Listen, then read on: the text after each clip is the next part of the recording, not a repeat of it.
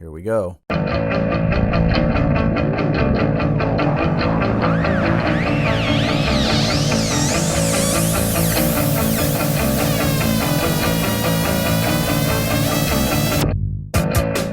Hello everyone and welcome back to I've Known You Too Long.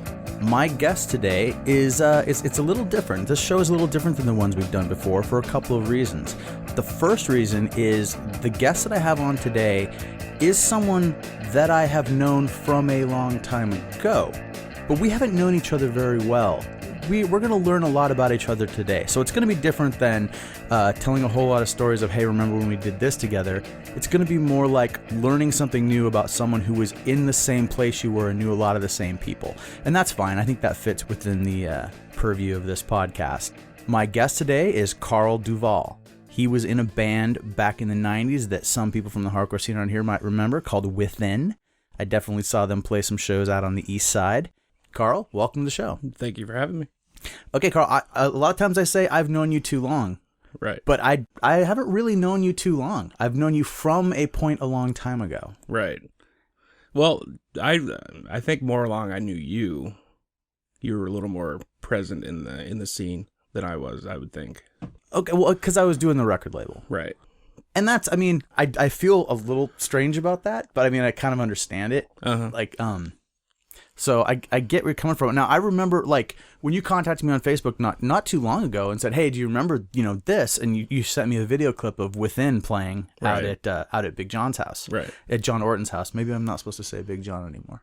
No, I think then it was still Big John. So right. Well, I still, when I look at pictures of him, I think Big John might now apply. he's definitely a different kind of big. Yes. Yeah. So, but you sent me that clip and I remembered you guys and I remember you guys playing. So anyway, so what we're going to do today, having it be a little bit different, is Carl does a podcast also. Yeah. And your podcast is called? Be in My Band. So in your podcast, you interview people who you've been in bands with. Right. I think I've counted, I'm about 14 people that I need to get a hold of. I've done 4. This would be number 5, but it's kind of an offshoot of what I'm doing. 2 of them I probably won't be able to get. One's down in Georgia, and the other one's in California. Okay, but then there still may be opportunities. You never know. People coming around for family, or I've been lucky to catch people in situations like that. Yeah. So at some point in the future, not too far in the future, you'll run out of people that you have been in a band with. Yes. Now, do you have like creative plans to maybe apply the title in a way like Be in My Band could be interviewing people who you would like to be in a band with in the future, or perhaps would have liked to have been in a band with back in the day? I don't know if I'm going to apply the same name. I might just start a new one. I just want to, after this, I just kind of want to interview interesting people.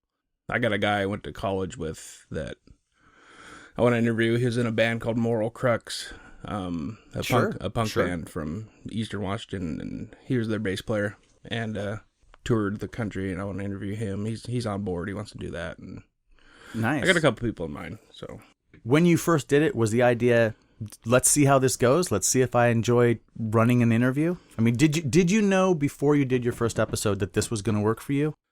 The idea wasn't exactly a podcast for public consumption. I wanted an audio scrapbook of my musical history so I can look back on it. I can show my kids or whatever.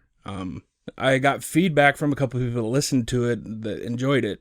So then I was like, okay, well, maybe I'll put this out and see if people like listening to it. And I've gotten some pretty good feedback from it. So well, I've listened to your first 2 episodes, and they're great. And I didn't know almost everything you guys are talking about on there, and almost everyone you're talking about on there, I don't know. Yeah. It's still interesting. And what I really did enjoy were the places where it merged in with people I did know. Right. And things because it's kind of like, oh, suddenly I'm a little tiny part of this interesting story they're telling. Right. This does relate to my life in some way, and it's kind of cool. And then you kind of get to hear it from another perspective. And you'll find out during this, you kind of have a bigger part than you probably think in my musical history, which is kind of cool. Uh-oh.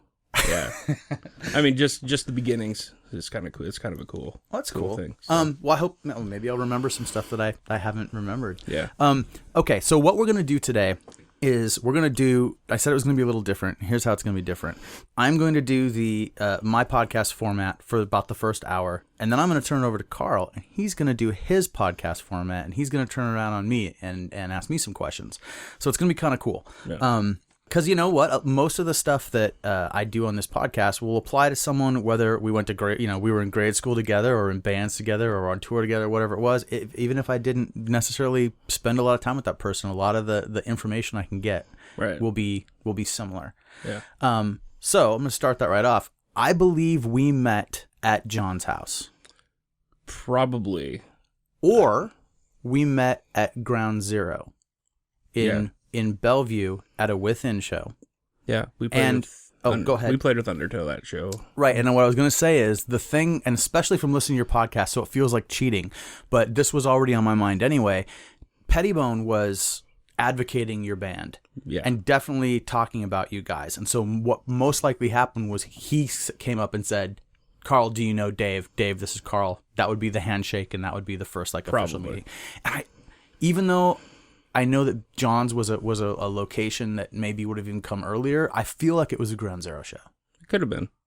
We can just say it is. Yeah, let's do that. Yeah. So what we tend to do, or what we do on this podcast, is we go back from there. How did you get to the point where you and I were in this little teen center in the early to mid 90s in Bellevue playing and listening to this loud music? Okay. Well, I started playing music about 8th grade. I got my first guitar. Me and my brother just started learning just what we could. Never took lessons, just. So 8th grade is like what year?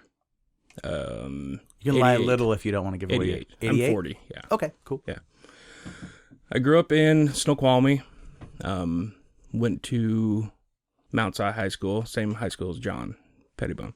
And I remember hearing him. He used to do the morning announcements over the intercom. Okay, hold on. What?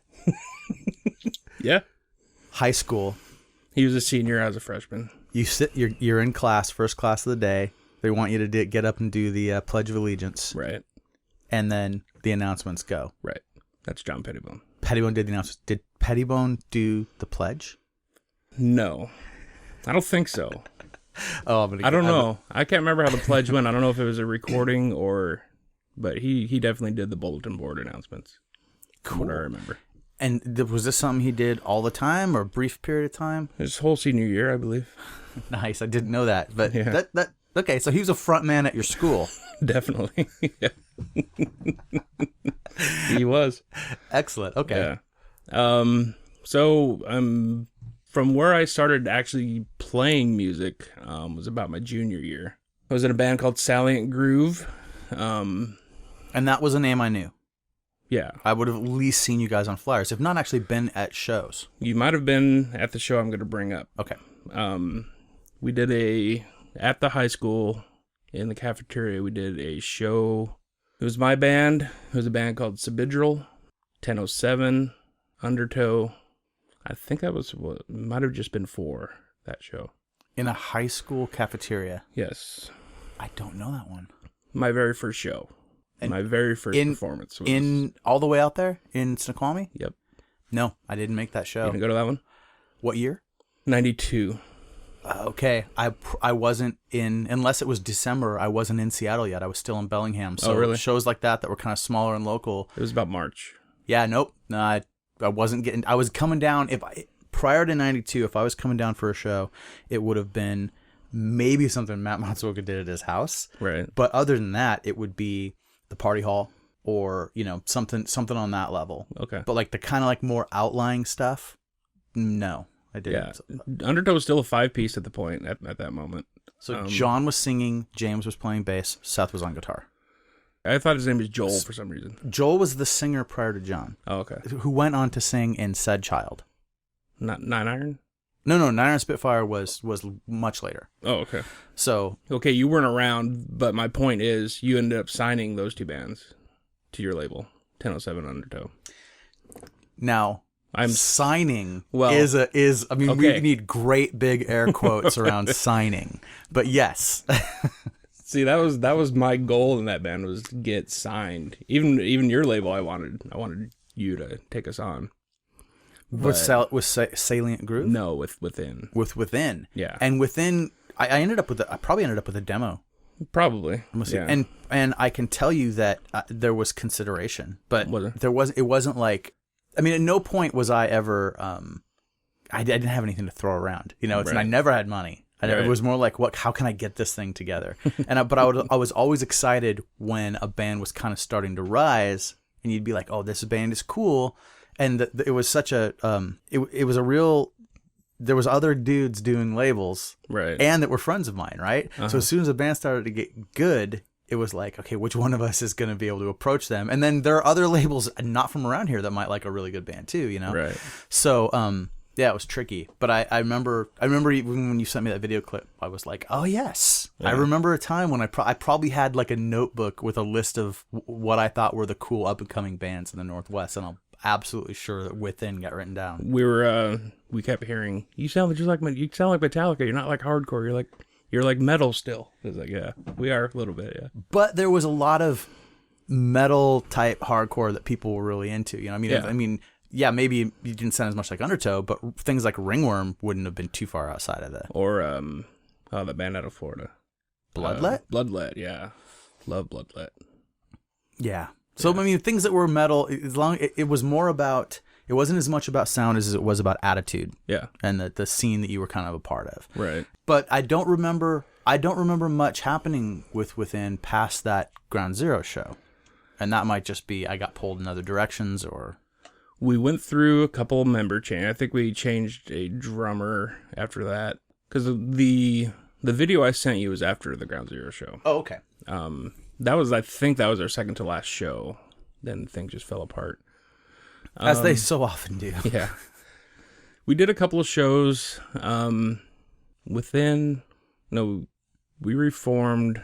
Silent Groove did another one at Snoqualmie with Balance of the World, which at that time was Spearhead. Mm-hmm. Far Out? Way Outs? The Way Outs. The Way Outs. They came. Female singer. Right. I cannot remember her name, and I feel bad, but they were good. They were another band that was like on the, something's coming here. Yeah, they were poppy, which was cool. I did a lot of that stuff on my label, too. Did you? I did.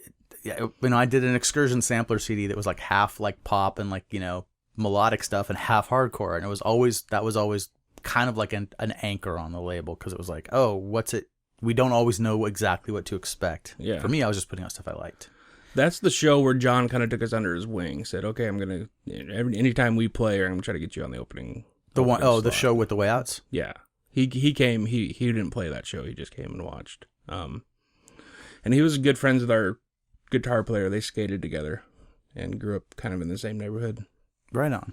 And so from that point on, he kind of took us on. So this is the period of when we had met or when we knew each other, and I was aware of you and your bands. But we got to go back. Okay. I need to know where it all starts. Okay. So if you're a guy that grows up in Snoqualmie and you end up in metal and hardcore bands and hanging out with Pettibone and your bros are skating with them and you're playing shows at Ground Zero, what was it like for you when you were really young? What was grade school like? Grade school, I grew up in Eastern Washington. Okay, so when did you move over to Snoqualmie? 88. Oh, in 88? Yeah. Okay, let's go back. Where were you born? I was born in Omak. In Omak? I've been to Omak. Yeah. That's the that's where the hospital was. Okay. My parents lived in Twisp when I was born.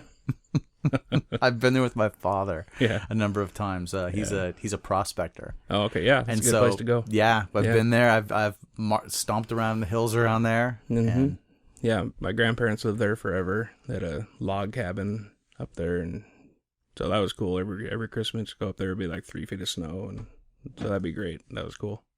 So we moved probably about 3 times before I was a year old. Ended up in Othello, Washington. That's a place I don't know as much about. Down south? It's about, where Moses Lake? Yeah. It's about 25 miles south of Moses Lake. Okay. Farming community. Lived there until 88. So you were in rural spots? Yes. And 88 you were 14? Something like that. Okay. So you came up in a place where there were rattlesnakes, people hunting, fishing. What were you like back then? Were you an outdoor kid? I was a ride my bike all day kid. I wasn't a outdoor sports kid. My dad was an avid hunter, but he kind of got out of it by the time I was old enough to do it. Right. So I've never been hunting. He took my brothers hunting. I've never been. You just missed I missed the cutoff. I never had the desire really to go. Yeah. See, I almost feel like that's more of a societal time thing. And what I mean by that is like we're talking about a difference of 4 years between you and I. Yeah. I did go hunting with my dad up until around high school time, and when I got into punk rock and then into vegetarianism and stuff, I'm like, you know what? I'm not doing this anymore. Yeah. But I did do it. I did. Right. I have gone hunting. Yeah. And it was. And I'm glad that I had that experience. And it's a whole different world. What did you hunt? Deer and elk. Deer. Yeah. Okay. Yeah. And so I've been in a number of different places, tromping around in the snow in the woods and climbing over mountains and Yeah. I didn't say I was good at it. Right. Okay. Well, anyway, so I always find that stuff interesting, especially when someone comes from that world, and then because it's not like it's a redneck world, but it's just different. I often think of punk rock and hardcore as being something that's real city based, Right. when people that are from rural places come into it, sometimes you get a different perspective. Right. And so that's exciting to me because I had that also. Yeah. So you said you rode your bike around a lot. Yeah. Was it a BMX bike? It was a knockoff BMX bike. We never could afford the real thing with the pegs and all that kind of stuff. Remember what kind it was? No. I had a crappy BMX bike too. It was probably something I got at Coast to Coast. Something for Christmas. I don't know what it was. It was yellow and black. I know that. Did you build like jump ramps? No. We would just... Okay, we lived in a trailer court. So our jumps were, whenever a trailer would get moved out, they would pile the dirt. Yeah. Oh. So those are our jumps. Well, that's excellent. So, yeah. So you were getting aerial. Well... I have one experience where I tried to do a little more than what I was capable of. Mm-hmm. Went up this hill. Supposed to stop at the top. I didn't want to stop at the top. And big metal garbage can at the bottom of it. Right at the bridge of my nose. Oh. That was fun. It broke my nose. It broke your nose? Yeah. So did you hit the can and it flew up, or you fell onto the can? Fell onto the can. Off the bike. Right. Oh. Because the rest of that fall is no fun either. No. No, there's nothing fun about the fall. Going up is fun. Exactly. We would show off. My dad was always building something, right. And for years he was building this big old woodshed out behind our house, and so we would grab whatever piece of plywood we could find and whatever just different firewood and stuff and stack it up, and then all the neighbor kids, and none of us had good bikes, right? I mean, in fact, the girls would have girl bikes with streamers coming off the handlebars and stuff, and we would all try to go off these ramps, and half the time they'd fall apart when you hit them. I mean, there's a TV commercial right now where a little girl is sitting up a jump ramp on the sidewalk, and she's getting ready to do it, like to go down the sidewalk, and it's like a commercial for having good insurance for your kids or something. But I remember looking at that commercial, I'm like, yep, exactly. Here we go. Except that everyone's gonna, none of my friends even like broke legs or arms or anything doing that. It wasn't until skateboarding when my first bike was actually banana seed, if I remember right. Yeah, so was mine. It was a Huffy, I think. I'm sure it was a hand-me-down of some sort. Probably a yard sale find. Yeah. Yeah. And then I saved up for, it was a Team Huffy X20 or something. It was still like a crappy like department store bike, but it had pads on it. It had on the crossbar on the handlebars and stuff, and they were basically, it was the Nash skateboards of BMX bikes, So it was still garbage, but I just wanted to get out there and I wanted to BMX race, I actually did it once. It was awful. See, I was never a brand kid. I'm still not. I don't care about brand. I never looked into it. I never cared. I just remember we used to have there was a traveling BMX crew out of Spokane that would come to our county fair every year and put on a demonstration on the half pipe, and I was like, wow, that's cool. Can't do that, but it's fun to watch. I was never about brands. I just wanted I mean, I didn't care if my bike had no name or sticker on it or anything. I just wanted it to be light enough. Yeah. And to hold together and not rattle and get, the handlebars that I had, it kind of got stripped out. So whenever I would land off of a jump with my weight on the handlebars, it would push it down and I'd have to pry it back up to be able to steer. Oh, yeah. Just awful stuff like that. When I say not a brand guy, I mean, I didn't even know what the good ones were. Not that I didn't care if I owned one. I just never looked into it to even know what the good ones were. I mean, we kind of lived in our own little world in that trailer court. Sure. So it's just me and my brothers. Stuff like that, though, I mean, I feel like it does kind of color the direction of your life. Like if you've got a bunch of bros who rode bikes and then they were pushing you to try to jump higher or do something more dangerous, that can definitely like translate into something later. Yeah. So you never went hunting? No. What about fishing? Yeah.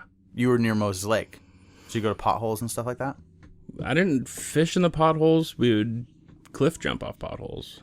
I've never been to a part where you can cliff jump there. Yeah, there's one spot. I didn't do that until like the summer before I left.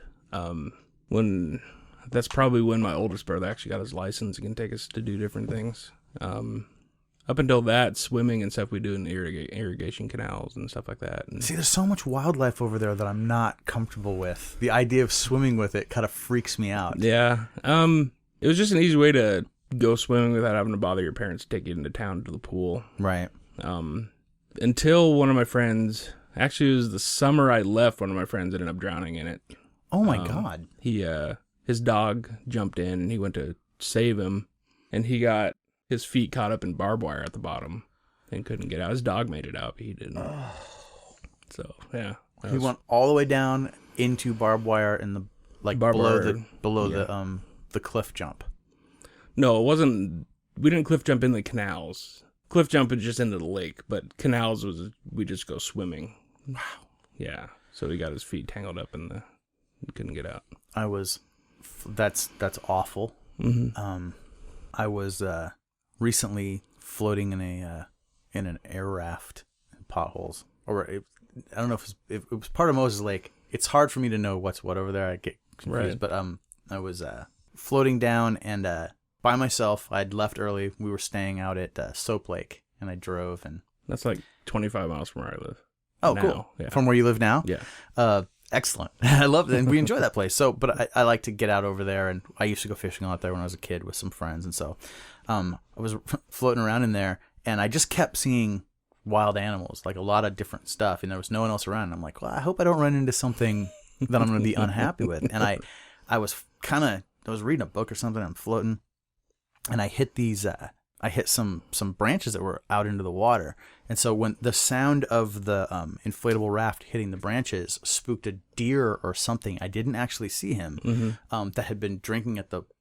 So I saw this big, explosion of brown and this noise, and then it went off into the bushes maybe, and it sounded like 10, 15 feet off the shore. Right.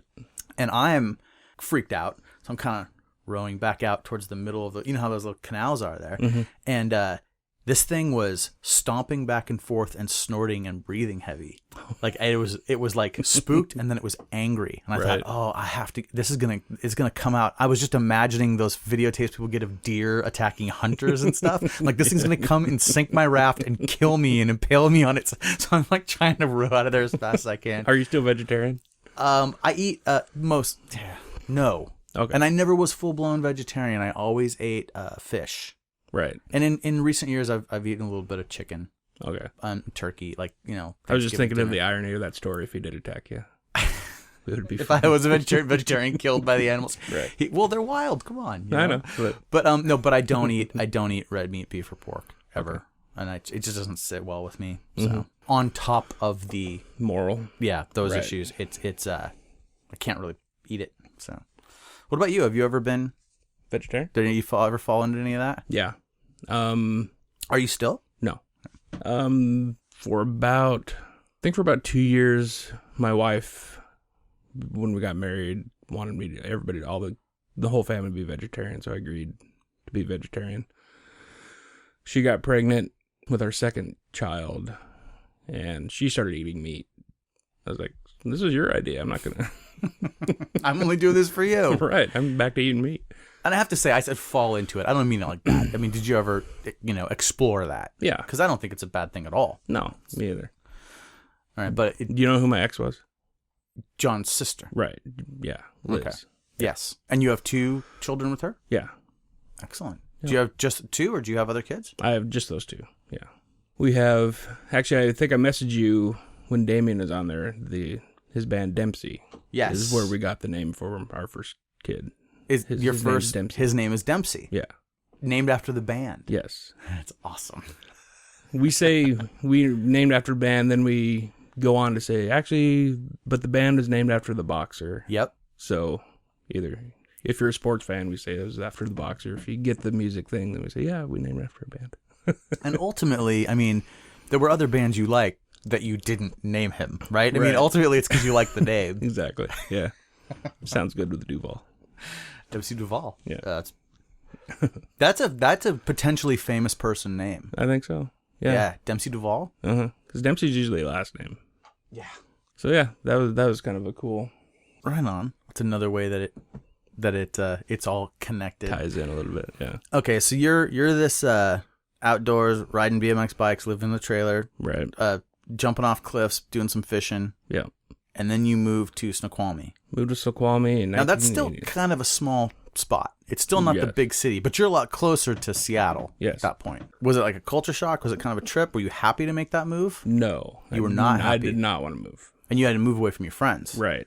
Oh, it's awful. So, okay, I was going into my 8th grade year. My middle brother was going into his sophomore year. My oldest brother was going into his senior year. He didn't move with us. He stayed. Lived with a friend for his senior year. This is the culture shock. I got into it in my first podcast.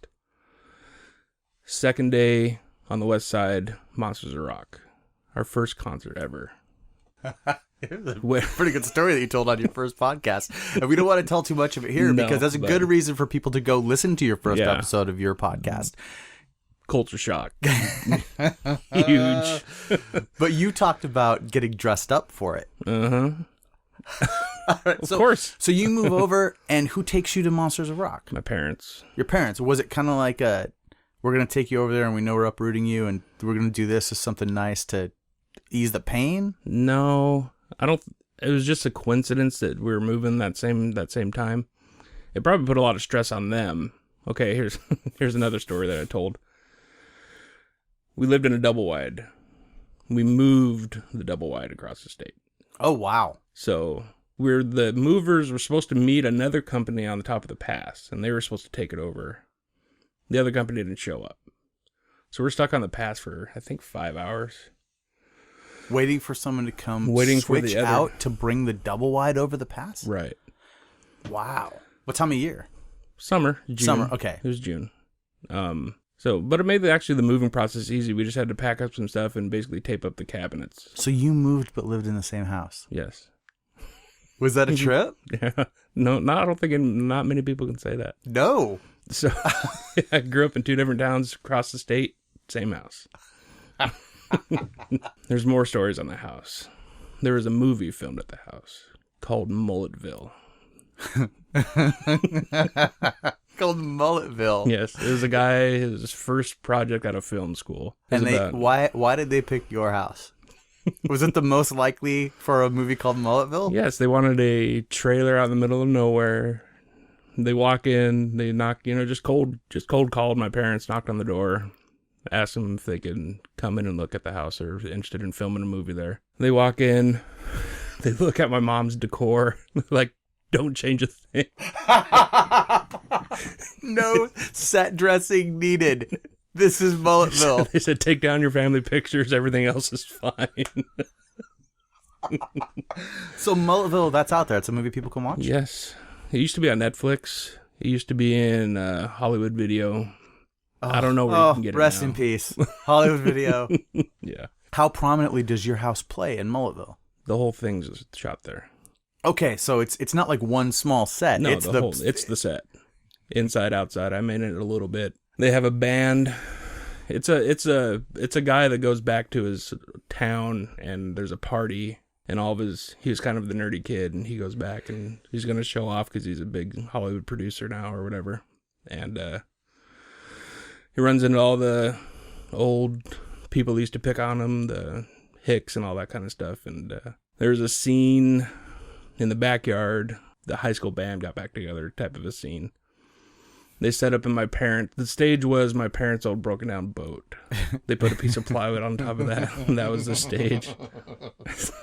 So, actually, did you ever watch the show Twin Peaks? Not Twin Peaks, Northern Exposure. I did not ever watch Northern Exposure. There's a girl on there. She played the barmaid. Her name is Cynthia Geary. She's in the movie. She was actually fairly famous at one point, but it's her cousin is the one that made the movie. So, pulled some strings and. Oh, sure. It's all who you know. Right. So she was in it. She's the only one famous, but. That's pretty cool. Yeah. Well, no, it's on. I got to track it down now. Yeah. I'm sure it's out there somewhere. Well, Drake, who's in the other room right now, I don't think we're gonna hear from her today, but the shadowy figure behind the scenes here at Nobody's Knows, she'll know it. She'll have seen it. She's seen every movie. Yeah. So I'll have to get her take on it before I go search for it. If you grew up in kind of a Bellingham, might fit into that. I know you're from Bellingham. Yeah, no, not just Bellingham too. I'm from the county part, like the outskirts of Bellingham. Then you will so relate to it. I grew up running around playing in the creek, in the woods. Oh yeah. We made we most of the time when we weren't trying to play a sport, the neighborhood kids, we were just like making swords, for stick fighting. Right. Oh yeah. And getting someone hurt really bad, Yeah. But not quite enough usually for an ambulance. Right. Yeah. So okay, yeah, I'll probably. Yeah. So dig that. Yeah, that's the story of that house. It kind of has a life of its own. It's still there?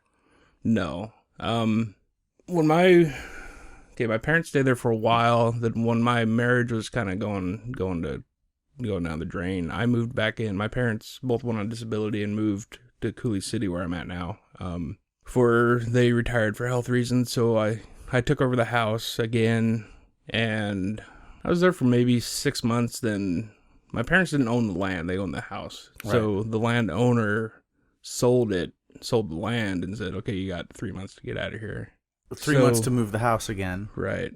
So it stayed there in two halves for, I don't know how long we separated it, but anyway, it ended up getting out of there, but I wasn't in it. So it's over in East Washington somewhere now. Okay, so it's the legacy goes on. Yeah. I don't know if it's together, but the parts are over there. Nice. Somewhere. Someone's got to find the Mulletville house. That's right. The relics of yeah. Okay, so you came over, culture shock. You go to Monsters of Rock. Yes. You wore costumes. Well, you can call it a costume. Yeah, we Was it your idea? I'm sure I had something to do with it. I was the youngest brother, so I might have just went along with what my brother Chad was doing. See, Glenn, he went to the same concert, my oldest brother, he went to the same concert in Spokane earlier in the tour, probably the week before. Right. So he didn't go to this one. Okay, so who played this thing? Opener, it was Kingdom Come, Dokken. Actually, Kingdom Come first, Metallica second, Dokken third, Scorpions, Van Halen. Dokken played over Metallica. It was before one. It was before one was out on the. This is video. 88 though. Yes. Metallica was still really well known. They were getting well known. Yeah, but this is before one. This is before they got nominated and lost to Jethro Tull. They had the flute playing metal band. Okay, well that's still though. I mean, come on. Yeah. Metallica below Dokken is I don't think that probably ever happened again. No, I'm sure.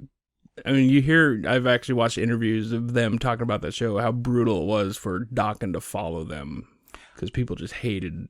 Sure. Come on, they had like one good song, right? Well, it depends on who you talk to. Are you a Dokken fan? Were you at the time? Yeah. Because there's Breaking the Chains. Breaking the Chains. I don't know anything else.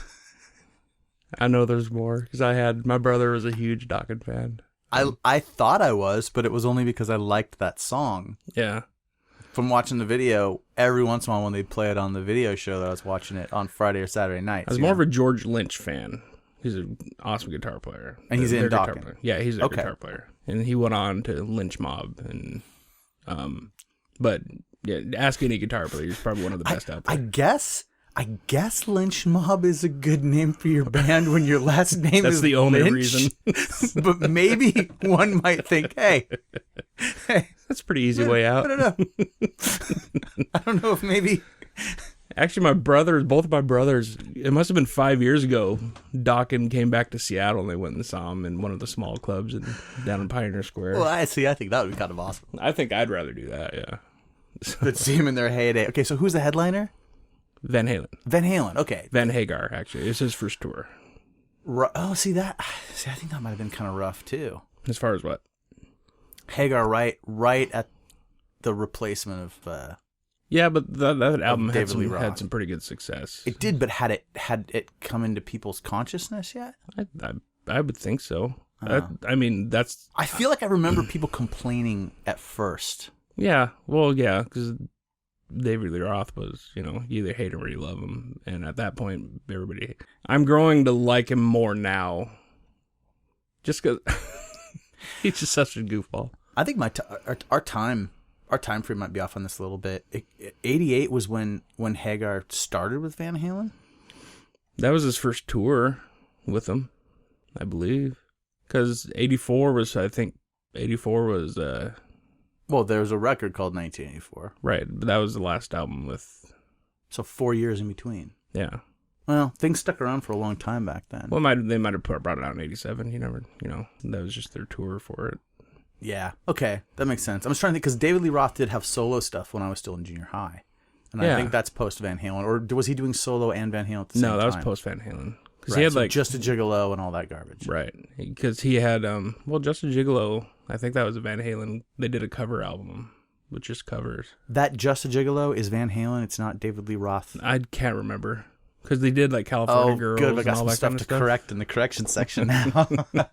California Girls, but that was when I was in high school. But like the California Girls and whatever other Roy garbage. Orbison cover they did, Pretty Woman, they did that song. Well, that's now...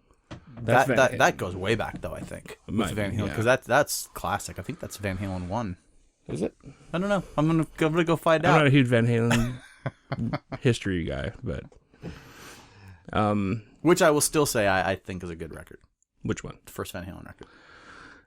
Running with the Devil. Oh yeah, Jimmy's crying. They actually they didn't do Running with the Devil because he got hit with a bottle, and they didn't do their encore. That would have been their encore song. Oh really? And Hagar got hit or hurt or something, so he didn't come back out. That's the concert my dad got to go. The security guard let him in. He came early. Yeah. He came back like 2 hours after the thing started, thinking it would be over. It was like an 8-hour concert. Okay, so they just dropped you off. They didn't go to the concert. No, they just dropped us off, and then they left, came back again, checked on it again, see if it was going to be over, and Van Halen was playing at the time. The security guard asked my dad, and he related it correct to me. I guess my mom went in too. He said, have you ever seen one of these things? And I was like, no. And he goes, well, watch out for flying bottles and follow me. And he like led him up like to the stage. That's pretty cool. From the back. Well, it's cool, but my dad had no part of it. He hated it. So he lasted about 2 minutes and left. Did they hate the music? Oh yeah. Did you have parents that were not into rock music? No. Did they think it was? But they let you go. They weren't against it. They just didn't want to hear it. Okay, so they didn't think it was evil. It wasn't like a religious thing. No. You didn't grow up with any religion? I went to church all the time with my mom. My dad didn't go. I went to church, actually up until I moved to Snoqualmie. I was in church, in Scouts in church. Oh, wait. Scouts in church is Royal Rangers. What? Okay, so was it Boy Scouts that met at the church? Or was it... Yes. Because the church that I went to had its own type of scouts called Royal Rangers. Oh, really? No, it was actual Boy Scout that met at the church. Pretty awful. I'm just going to say right now, it was Royal Rangers was pretty awful. Yeah. Yeah, so I was never actually religious. I just kind of what I was expected to do. Yeah. Then just went with my mom and me and my brothers. I think my oldest brother is probably the most into it out of any of us, but yeah. Well, sometimes that's, I definitely grew up hearing a lot about how rock music was satanic. Okay. And I had an older brother who had real bad, battles with my parents over his music. And so I learned that if the music had anything sketchy that I didn't want them to know about, I only listened to it on headphones so they couldn't hear it. And his instinct was, of course, and the dude's 50 years old, he still wants to play the music really, really loud, and my instinct has always been keep it to myself. Okay. But so I avoided a lot of, I mean, and considering that he was just listening to metal, you know, and rock, just AC/DC was his big band. Okay. But you know, I get into the Misfits and stuff that if they actually heard those lyrics, they would have lost their mind, right? So it's like, nope, hidden, totally hidden. Yeah. Not gonna know about it. So when I hear, you know, parents were into music, I wonder, like, that can mean a lot of things. That could just mean they just don't like that type of music, or they actually think it's taking your soul to hell. No, it was never that. They just weren't into. My dad was even old for his age. I mean, my dad's favorite music is big band music. Glenn Miller, stuff like that. Glenn Miller's like his all-time. He still listens to it. So that was his thing. My mom was more of a country western, but it was never. I mean, when we started playing guitar, we had huge amps, and we lived in that trailer, so there was no insulation. But they let us play it as long as we wanted. That's cool. And to a certain extent, until they couldn't hear the news or whatever, then they asked us to turn it down or whatever. But always very supportive. My parents are always at the shows. Not always, but I'd say 75%. They'd come. They never went to like John's or anything like that. But we'd play festivals in Snoqualmie. They'd come out and they just, we don't know what you're saying, but that's impressive. We'd ask them if it was good. I don't know. I mean, that's cool. And I've always, you know, by the time I started seeing that happen, I was already an adult. I was already in my 20s, you know. But like more and more, I recently had an experience where I was at a show, and it was a record release show, and the kid singing, very young, you know, he's got to be between 18 and 20 years old. He says, my parents came out, they're seeing me play for the first time. They've never seen us play before. And he points over the stage to people who are younger than me, like definitely younger than me. And I just looked at my friend Chris Lapointe, who's sitting next to me, who's older than me. And we kind of went, oh God. Yeah. Those young people are his parents. Well, when I was in Within, I was my son's age. My son's 19. Oh wow, yeah. So yeah, that's the age I was in Within. So is he playing music? No, I bought him a guitar, an amp. No interest.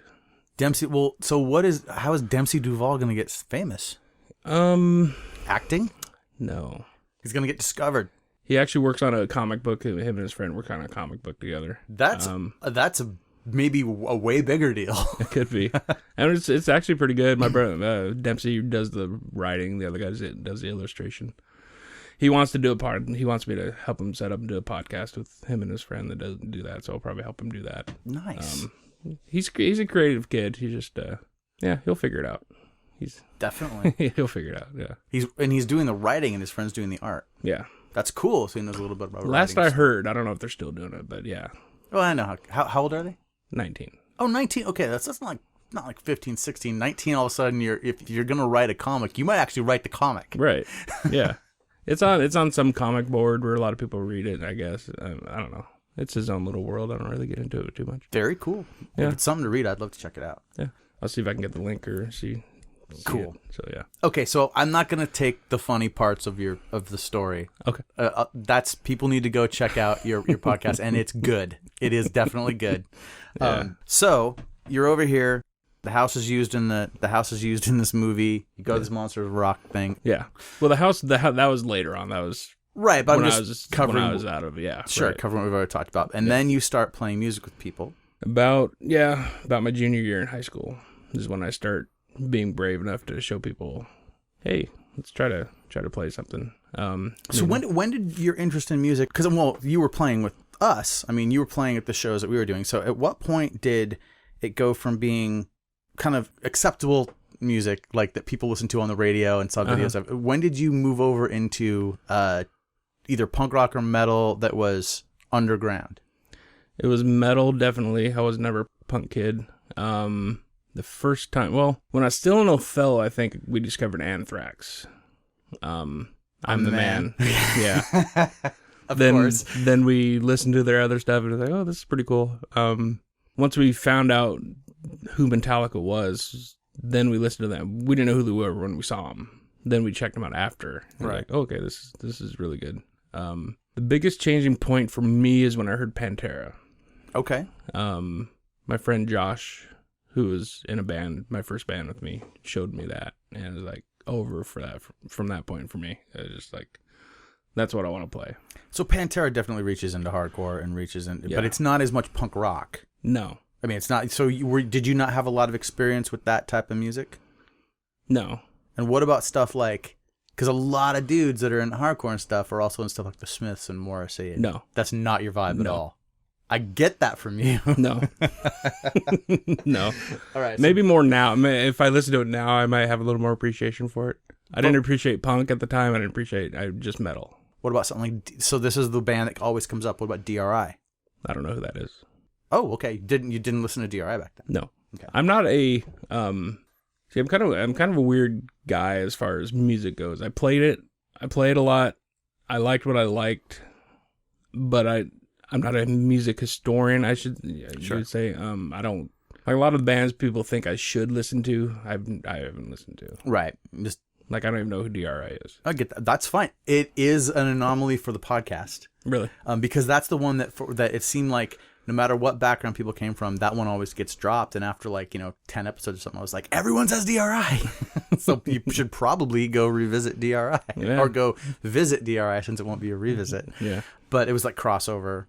Uh-huh. I mean, everybody was into it. Skaters were into it and metal people were into it. It was just, Yeah. So that's cool. So you start playing and with the idea that Pantera, that's your vibe. That's my vibe. The band I was in, not so much.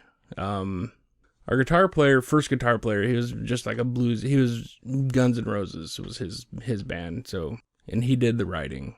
So it was bluesy. It was a blues jam. It was just kind of garbage music, funny. He did a song called Cavity Creeps, and we're just getting our feet wet in the music. We didn't know what we were doing.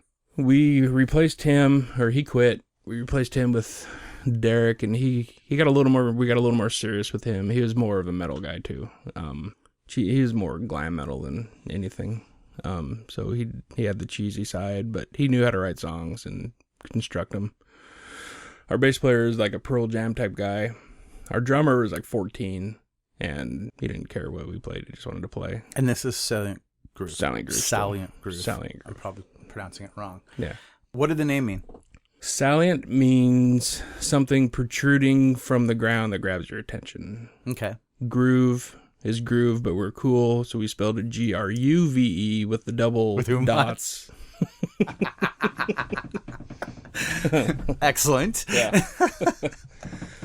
So we thought that was a cool name, so we just went with it. Yeah, it definitely stuck out. I mean, I remember it. Yeah. When I first heard you mention it before, I was like, oh yeah, okay, I remember. Yeah. And then at what point does that change to Within? Okay, so I mean, that's a big jump, right? Yeah. In years? Okay. So Silent Groove disbands or whatever.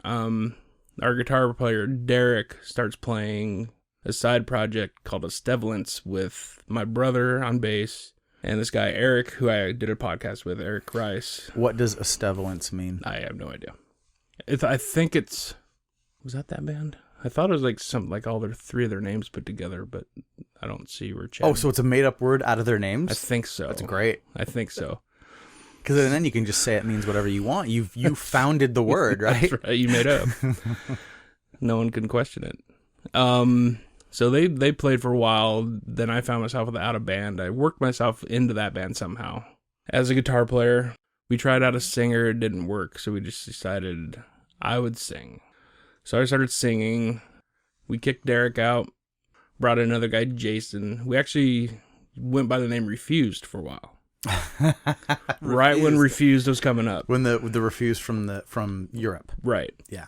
John Orton informed me there's another Refused out there, so you probably need to think of a different name. So we got Within. I can't remember that time frame. So we get this other guitar player, Jason. We met him at Denny's. He looked like, hey, he might play guitar. Hanging out in a Denny's. Right. At 2 o'clock in the morning. 2 o'clock, people smoking. Could you still smoke in the Denny's? Yeah. Yep. Ashtrays on the table. Yep. What a different time. Right. How much time did you spend in Denny's at that time in your life? Probably 5 nights a week. Okay, so this is one place where our lives are very similar. Right. What was your favorite item on the menu? The Superbird.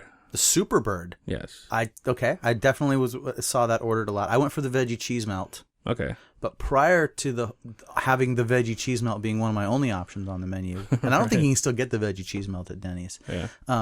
I was all about Denny's biscuits and gravy. Oh, really? And the thing Never is, had that. it's not good. Right. I don't know that I ever had good biscuits and gravy, but I just got obsessed with it. And Right. and that was probably I will bet Denny's biscuits and gravy kept me from being a vegetarian for at least a year. You didn't want to give that up. Nope, there were certain things I couldn't give up. I couldn't give up. You couldn't give up really bad biscuits and gravy. Denny's biscuits and gravy, but it was the right price, and it was just like I am drinking 10 cups of coffee tonight. My girlfriend's gonna smoke a pack of cigarettes. Yeah. I need some food. Yeah, we used to actually. My brother. People can tell you stories. We called it the nacho experience. My brother would order nachos, and he had the worst burps ever. And we would invite people that hadn't been with us just for that reason, so he can be trapped in the car on the way home with my brother burping on him. Now, were you always in the same Denny's? Issaquah. And there was just one? Yeah. Okay. It's not there anymore. In Bellingham, we had North Side and South Side Denny's, and different vibes at both. Mm-hmm. And the South Side was where there were more freaks, so we preferred that one. And there were some real interesting characters that would be there as often as we were. There was this one wannabe rap kid called Kid Clock and Time, and he used to sit by himself because people didn't really hang out with him and write raps. And we're talking about like 1990, 1991, whatever. Wow. And we would talk to him every once in a while because you just see the same crazy person, right? And he would tell us these theories. And I remember him telling us one night, the way to write a really good song is to put something annoying in it that no one likes. He said, listen to me. And he was like, this is true. Put something annoying in there that no one likes because they'll remember it. And then you have good stuff in there too. And I've thought of that as all this garbage music has come out in the popular culture for the last like 20, 30 years. I've been like, that guy was so smart. I hope he went and made millions of dollars. Maybe it was Macklemore. It could have been. Oh my God. If Kid Clock in Time was Macklemore, I'd be so stoked. Oh God. Okay. So were there other, my point about telling you that is, were there other people in the Denny's, other groups that hung out there all the time that you saw? Did you get to know Denny's people? I don't think so. We kind of, there'd be a bunch of us that would go, even like John's parent, like John's mom would go with us every once in a while. Cause John Horton. Yeah. Yeah. Vicky would go. But no, I mean. It was your place. Right. We saw this guy, him and his girlfriend, sitting at the table. I can't remember. My brother remembers it differently. I thought we approached him at the table. My brother remembers us kind of waiting until we saw him getting ready to leave, and we approached him in the parking lot, asked him if he played guitar. Because of how he looked. Exactly. You looked at a guy and said, guy like that plays guitar. He had jeans, he had a cut-off Motley Crue t-shirt, and he had a Metallica hat on backwards. Guitarist. Right. We needed a guitar player who could play solos, because we were still into solos. Sure. We asked him, he said, yeah. I think the next day we went to his house. He showed us some stuff he can do. We showed him our stuff. He was able to play it like right on the spot, and we started playing with him. That went on for probably, maybe a year. It could have been 4 months. I don't know. I can't remember. It's hard to get a handle on the time. Yeah. So we had him. We had another guitarist, Adam. I think we played a couple of house parties with him. We played the Basement Show once with him. The Green played that show. I can't remember. Then we played the New World in Seattle with him on a Sunday night at 11. Prime spot. It was the band, a drunk couple, and the employees. That's who was there. And the drunk couple was heckling us. Do you play any songs that don't turn into noise? Oh, God. No, we don't. We're noisy. Let's deal with it. So he ends up not working out. We kick him out. So then we're 4-piece. After a year with the Denny's metal guy. Right. We ended up trying to get guitar player for trial. Brian Redman. Brian. We asked him if he wanted to play. He was interested, but he was too busy he had a couple other projects going on. Left with nothing. He was in that kind of satanic metal band. 3 Inches of Blood. Yeah. and I think Trial at the time. Or Sounds maybe about right. maybe it was before Trial. Well, that's the thing. Are we into like 95, 96? Probably 95. Yeah, that sounds about right. He was interested, but he had us hook up with another guy who was really good, another metal guy, but I think we tried him out once and kind of just didn't like the vibe. So we stuck with a 4-piece, and that's when it turned to Within, I think, about that point. And I can't remember how many shows we actually played with Within. Quite a few shows down at John's. In the basement. Yeah. In the basement out in Fall City at John's house. I mean, everyone would remember it was Big John's, but John Owens. There were some truly phenomenal shows there. Yeah. And I'm going to link, if it's up, link the footage that you sent me. Okay. Do you have that up on YouTube? Yeah. Okay. Yeah. It's awesome. It's you guys doing an Integrity cover. Right. But Integrity also played in that basement, didn't they? Yep. And who else out? I mean, I saw such amazing shows out there. Snapcase and wasn't it Integrity and Snapcase the same show? It was Snapcase and Donuts, and I remember that Integrity were staying there. They were upstairs, right? But I don't know if Integrity stayed at my place in the trailer that weekend. My parents were gone in the Bulletville trailer. Yeah, awesome. They stayed with me that weekend. I believe they played in the basement, but they also played at Ground Zero. Yeah. Okay. All right, we just took a quick break, so this might sound a little disjointed. We're not going to come back in perfectly on it. So we were talking about basically Within. Yeah. And was it coming to an end? Yeah, like I said, the show that I sent you where we covered the Integrity song was our second to the last show that we played. We played one more show at John's basement after that, and it was a train wreck, and it was over at that point. Okay. Yeah. But you continued to play music. I took about 10 years off after that. Okay. Just concentrated on, raising the kids and stuff. You took time off from hardcore to be a dad. Right. Then I think about 2003, me and my brother and two other guys decided to try it again. It was a band, we called ourselves 30s Burning. 30s Burning. Yeah. We're all in our 30s, late 30s. It's kind of a different thing. I was still singing. We had one guitar player, the drummer that I was telling you earlier. He didn't fit. He played with brushes, and we practiced down in John Orton's parents' basement. That's where we rehearsed. We never played out because we never had a drummer. But we did do a 7-song CD. This is where we got to record at Bob Lang Studios. Oh, nice. Our guitar player was a intern there, so he got some studio time for working there. We recorded one song there, and I didn't know the place was famous until afterwards. But yeah, that was a cool experience. That's one thing out of that band that was cool. And you released that CD? No. Oh, it's just you just have the recording. We recorded it and made probably 25 copies, and I don't even know if I have one at this point. It's on digital, but I don't have the packaging and all that stuff. Right. Now, is this stuff up online? If someone wanted to track this down, would they be able to find some 30s Burning? Probably just from my Facebook. I've posted a few songs. I don't think anything's been up there. I mean, I could put it up pretty easily.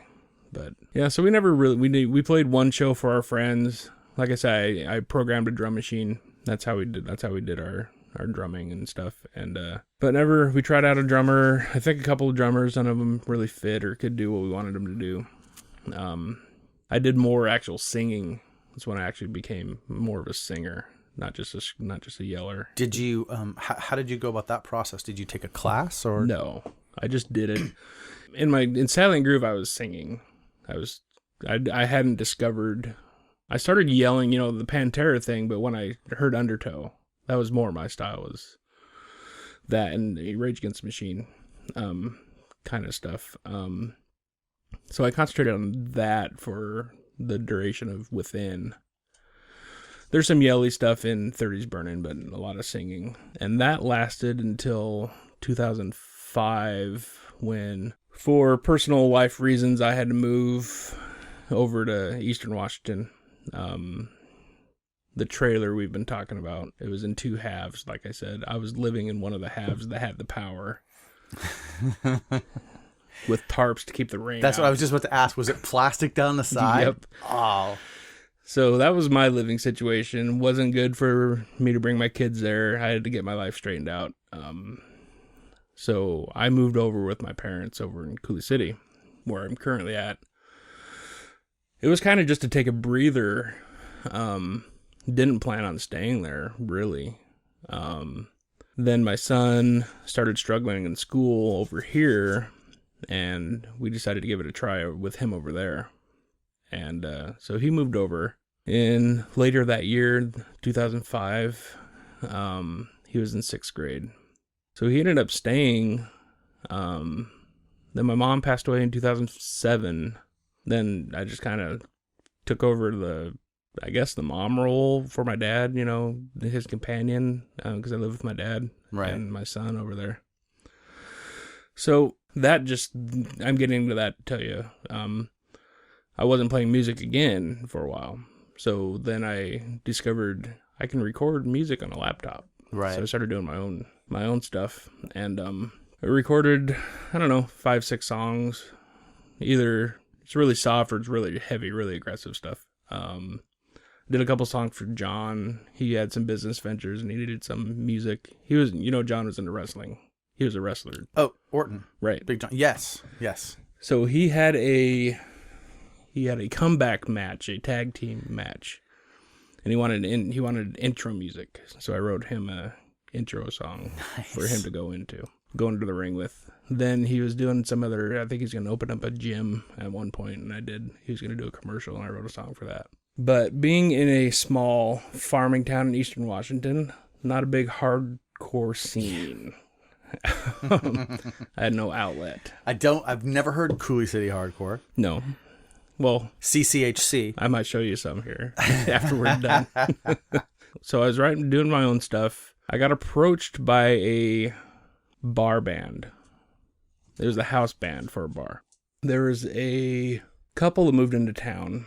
He's a pastor. He officiated over my mom's funeral, so I kind of got to know him there a little bit. He was a musician. He was a singer, and he had his old band come out to the bar and play. A little 3-piece band, acoustic band.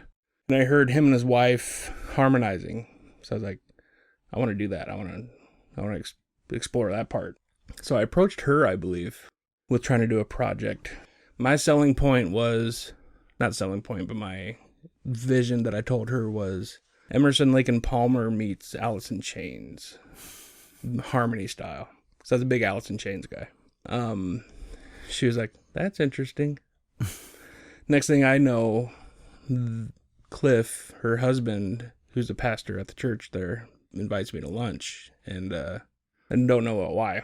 I know it's something to do with music. So he approaches me with, hey, we need a drummer for this band. Do you want to drum?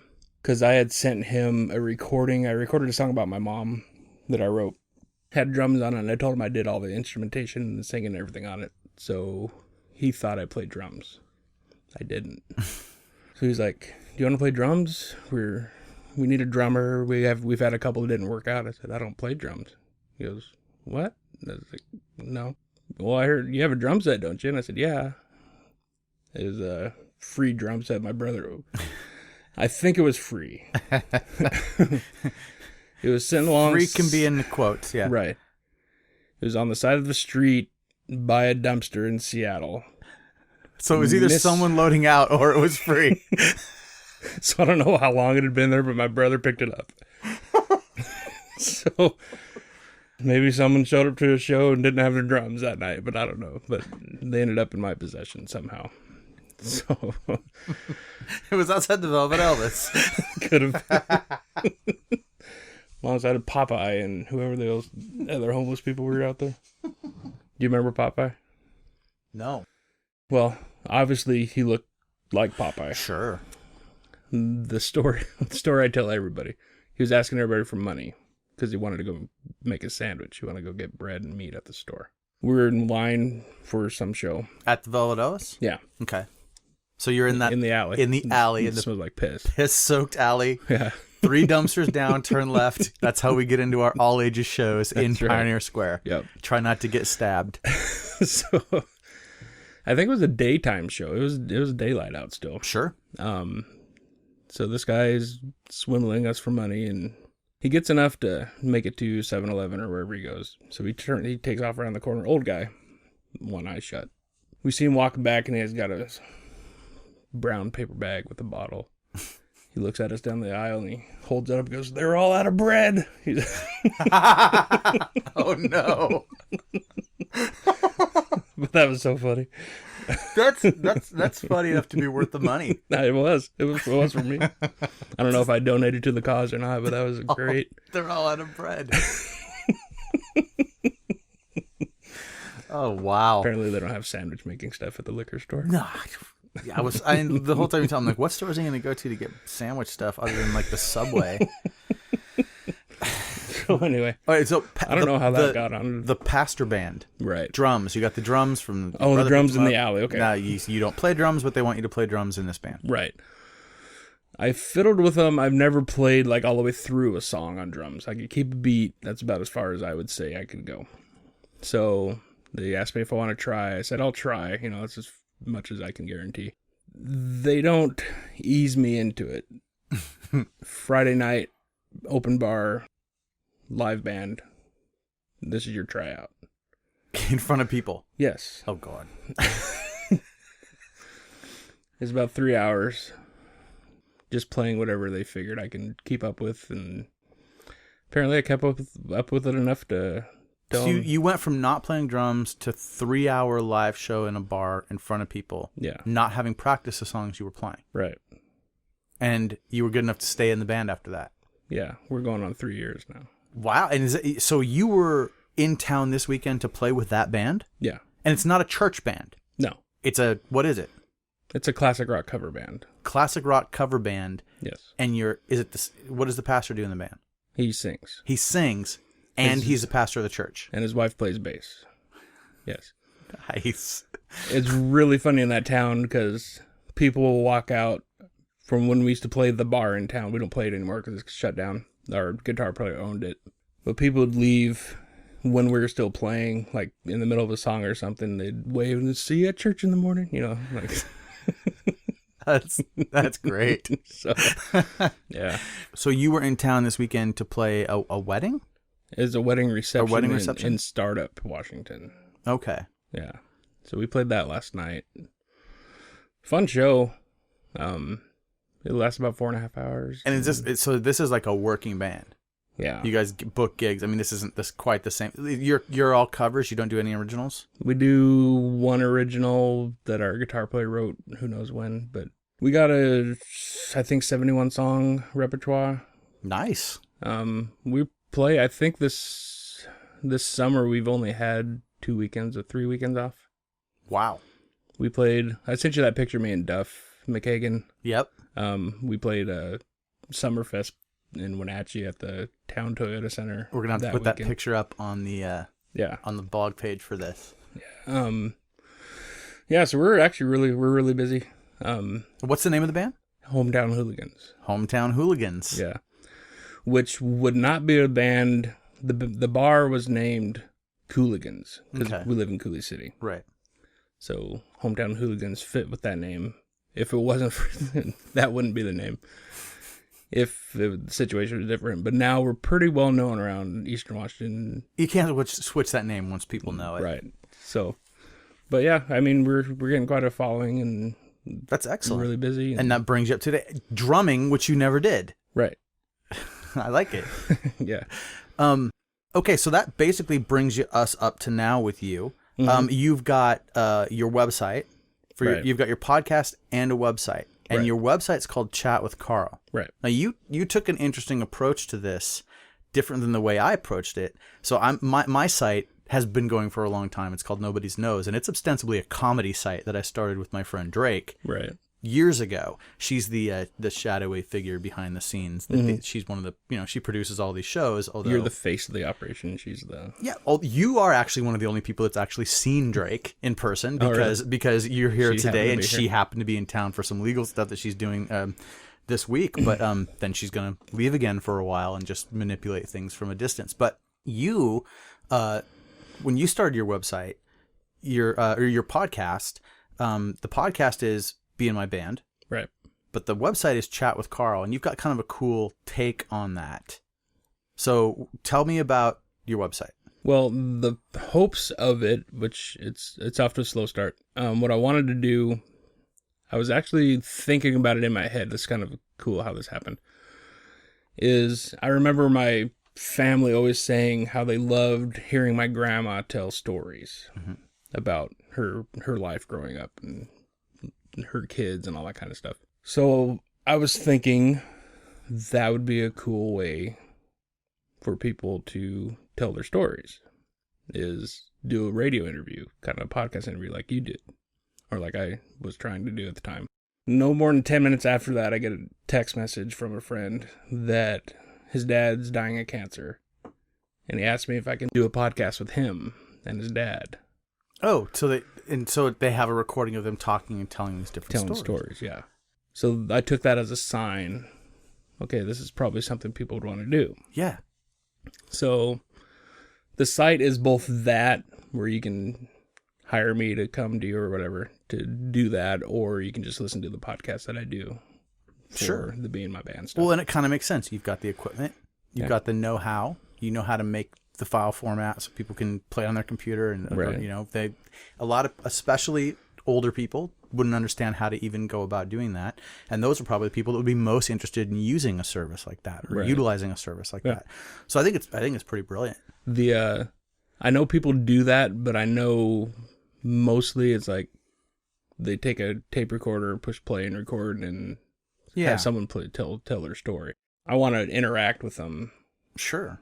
And make them feel like, you know, it's important. It's an important thing for them to do, and the families can tell me what stories they want me to ask about and all that kind of stuff. Right. And I mean, from listening to your podcast, I can tell you're easygoing with having conversation with someone. I think even if you have known nothing about that person, you'd be able to do it.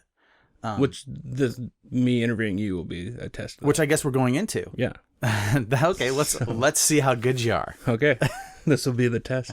So we're going to switch it up now. Yeah. It's I think we're caught up with where we need to be with me. I've known you too long, and now we're segging into Be In My Band. Be In My Band.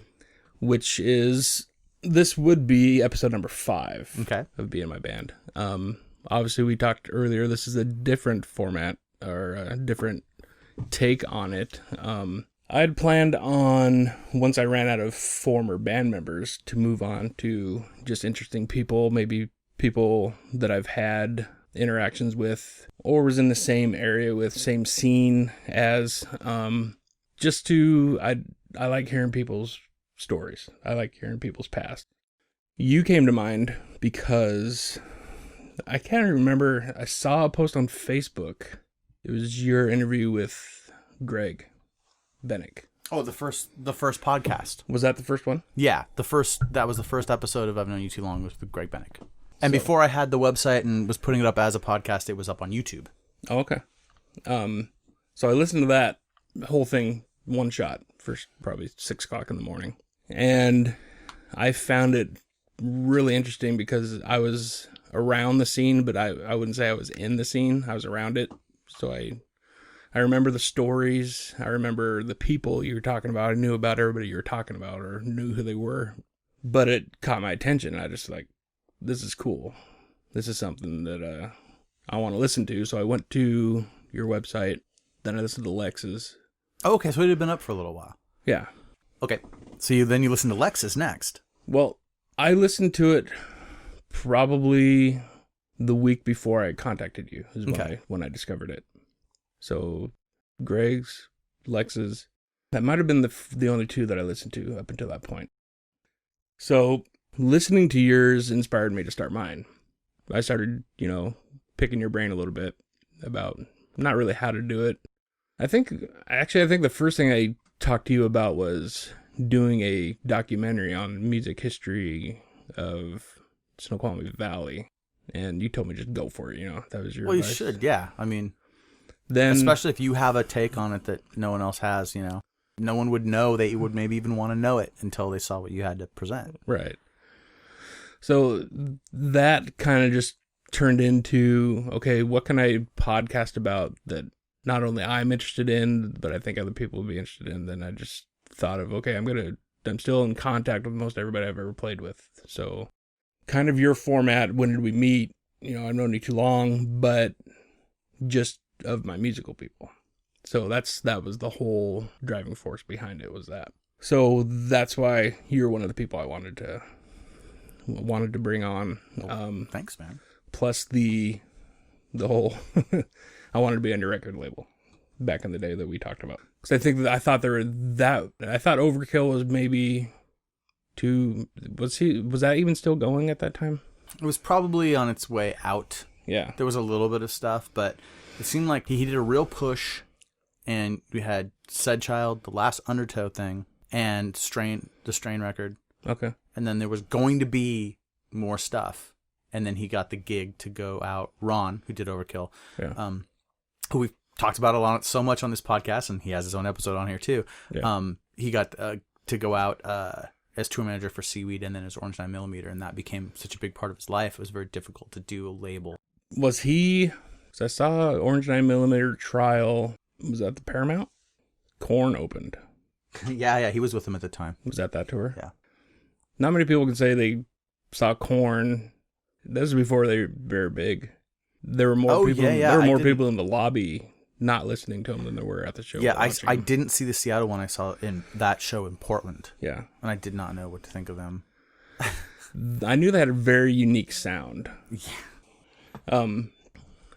Yeah. Anyway, I was at that show. I stage dove for the first time at that show. That was your first stage dive? Yeah, well, one and only stage dive at the Paramount. Yeah. Why was it only? Because I'm a big guy and it's not safe to stage dive. I'm a lot bigger now than I was then. I stage dove on John Orton. Right. That was my plan. I don't think he caught me, but I landed on a bunch of skinheads and knocked all of them over. That was pretty fun. Nice. Take the skinheads bowling. Exactly. They went down. So that was cool. I don't think they were the sharps and skinheads. I think they were the real deal skinheads. So anyway, what I do on my podcast is kind of similar to you. I want to hear about you, your history, what makes you you. You seem like you're not afraid to take risk type of a guy. Wasn't afraid to take risks? Wasn't. Well, didn't you? Okay.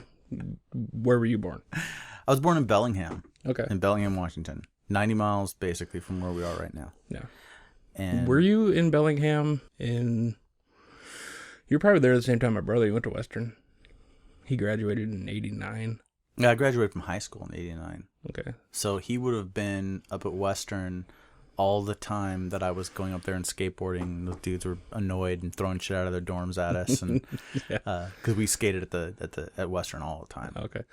So that's kind of my only experience with Bellingham. I wouldn't visit him, but he went to college up there. So born and raised in Bellingham. You want my background? Yeah. Okay, so grew up in the same house. Like, we never moved. My parents were together the whole time. We were a couple miles outside of town, right almost on the border between Bellingham and Ferndale. Okay. So I always went to the same schools. Right after I got into junior high, they switched they kind of redrew the borders, and my younger sisters had to go to the Ferndale school district. So they had to switch out, and for a few years they went there, or a couple years they went there, and then the borders were redrawn again, and then we were back in Bellingham. Oh. But it didn't change middle school. So I stayed with the same kids in the same class and the same group of people. I always had a lot of stability. Mm-hmm. And so and I was terrified of that changing. And that was something that growing up. So I was always, I wasn't like very smart, but I wasn't a stupid kid. Like, I don't think there was any chance I was going to get held back, but I was always horrified. Like, the idea that I might not be with the same kids in the same classes, you know what I mean? Mm-hmm. was terrifying to me. I always wanted stability. And I think that has a big deal. That's a big part of why when I discovered straight edge, I was like, a way to control my situation even more, you know? But that was quite a bit later. So you said you lived in the country of Bellingham. Yes. So that's where that's where that comes in. Yeah, like because Ferndale is a much smaller town, more of a county town. Okay. outside of Bellingham. And Bellingham is not quite 30 miles from the Canadian border. Right. So we're real close to Canada. And then so there's a lot of farmland and stuff around it. Bellingham, when I was a kid, had 65,000 people in it. So it wasn't even big, but it was still considered the city to all those small towns that dotted the area around it. That sounds funny. Not a very big. The town I live in right now is 300 people. Right. Okay. So we were out close to those kinds of places. Right. But we were still involved in Bellingham stuff and being bussed into the Bellingham schools and stuff. But we were there was no city bus that came out to where we lived, and we couldn't get cable. Until I was in, for years, we weren't serviced by the water. Like we were just in this weird kind of middle zone. Yeah. Like, what are you? Are you county? Are you city?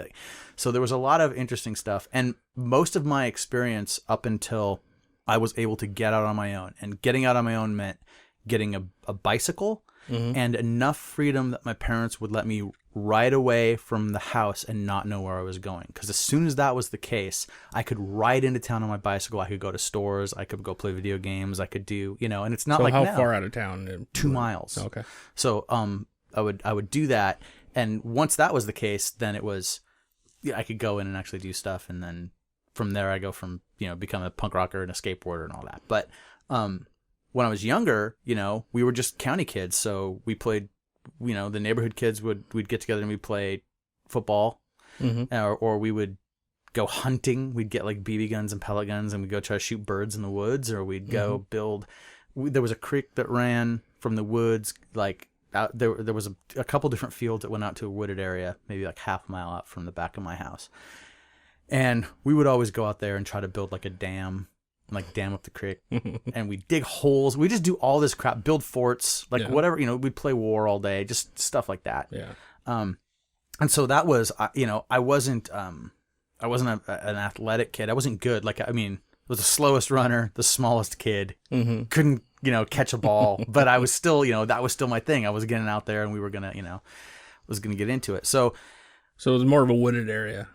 Yeah. Okay. So fields with no trees out for to a half mile, and then just woods that would go back. And we didn't go too far out into that, because by the time you got to the woods, you were far enough away from the house that you could almost not hear someone calling for you. So kind of the rule was we couldn't go, we could only go as far away as someone could yell for us to come back. Okay.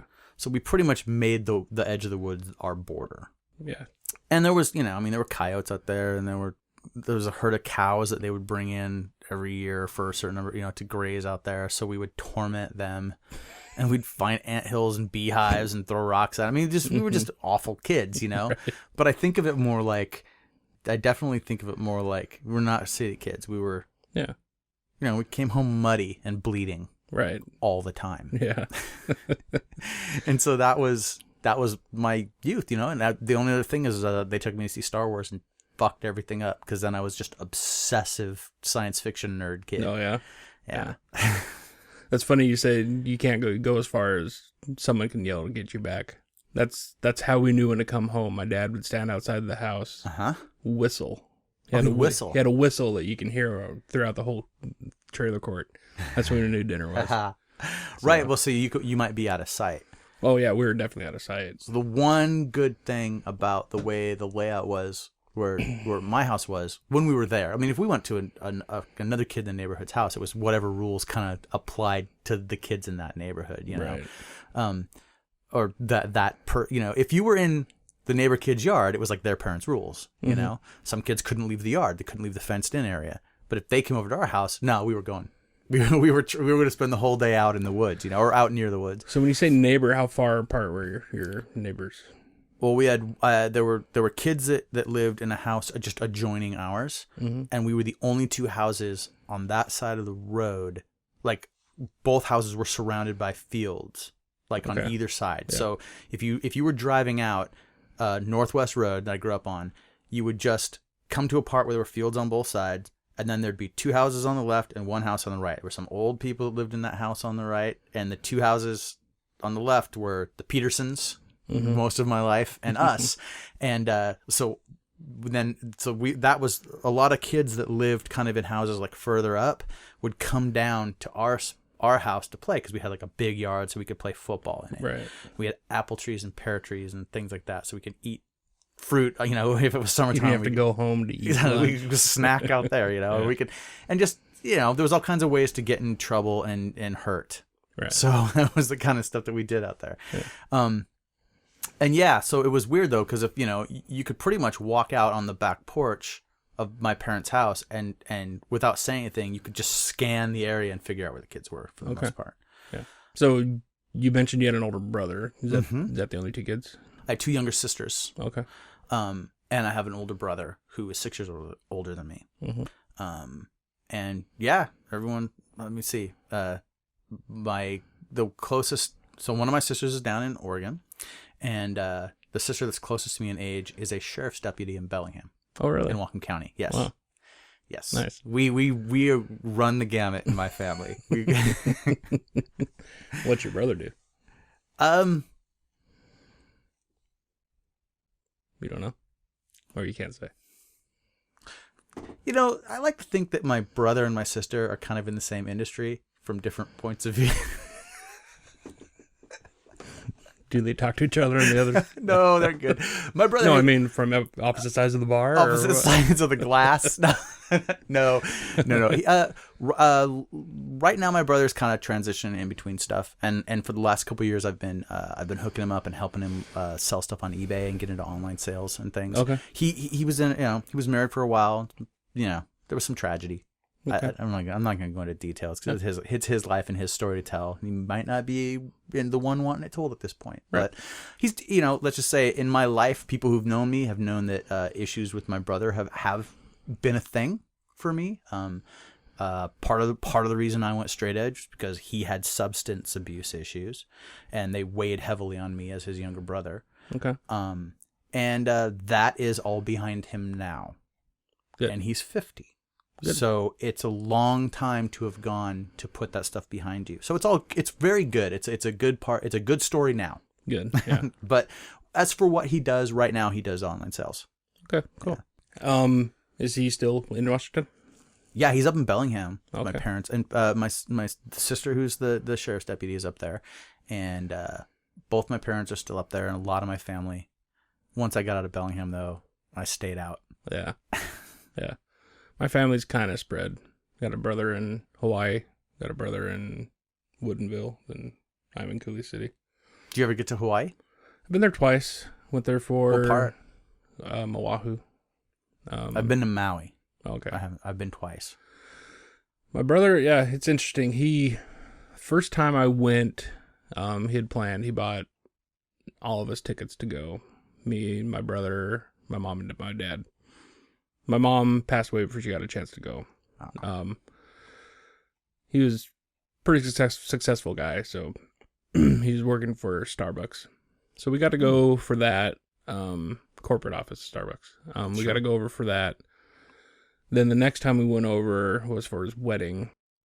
But interesting, the weekend before his wedding, he was competing in the Ironman World Championships. Oh, really? Yeah. Very fit, very athletic guy.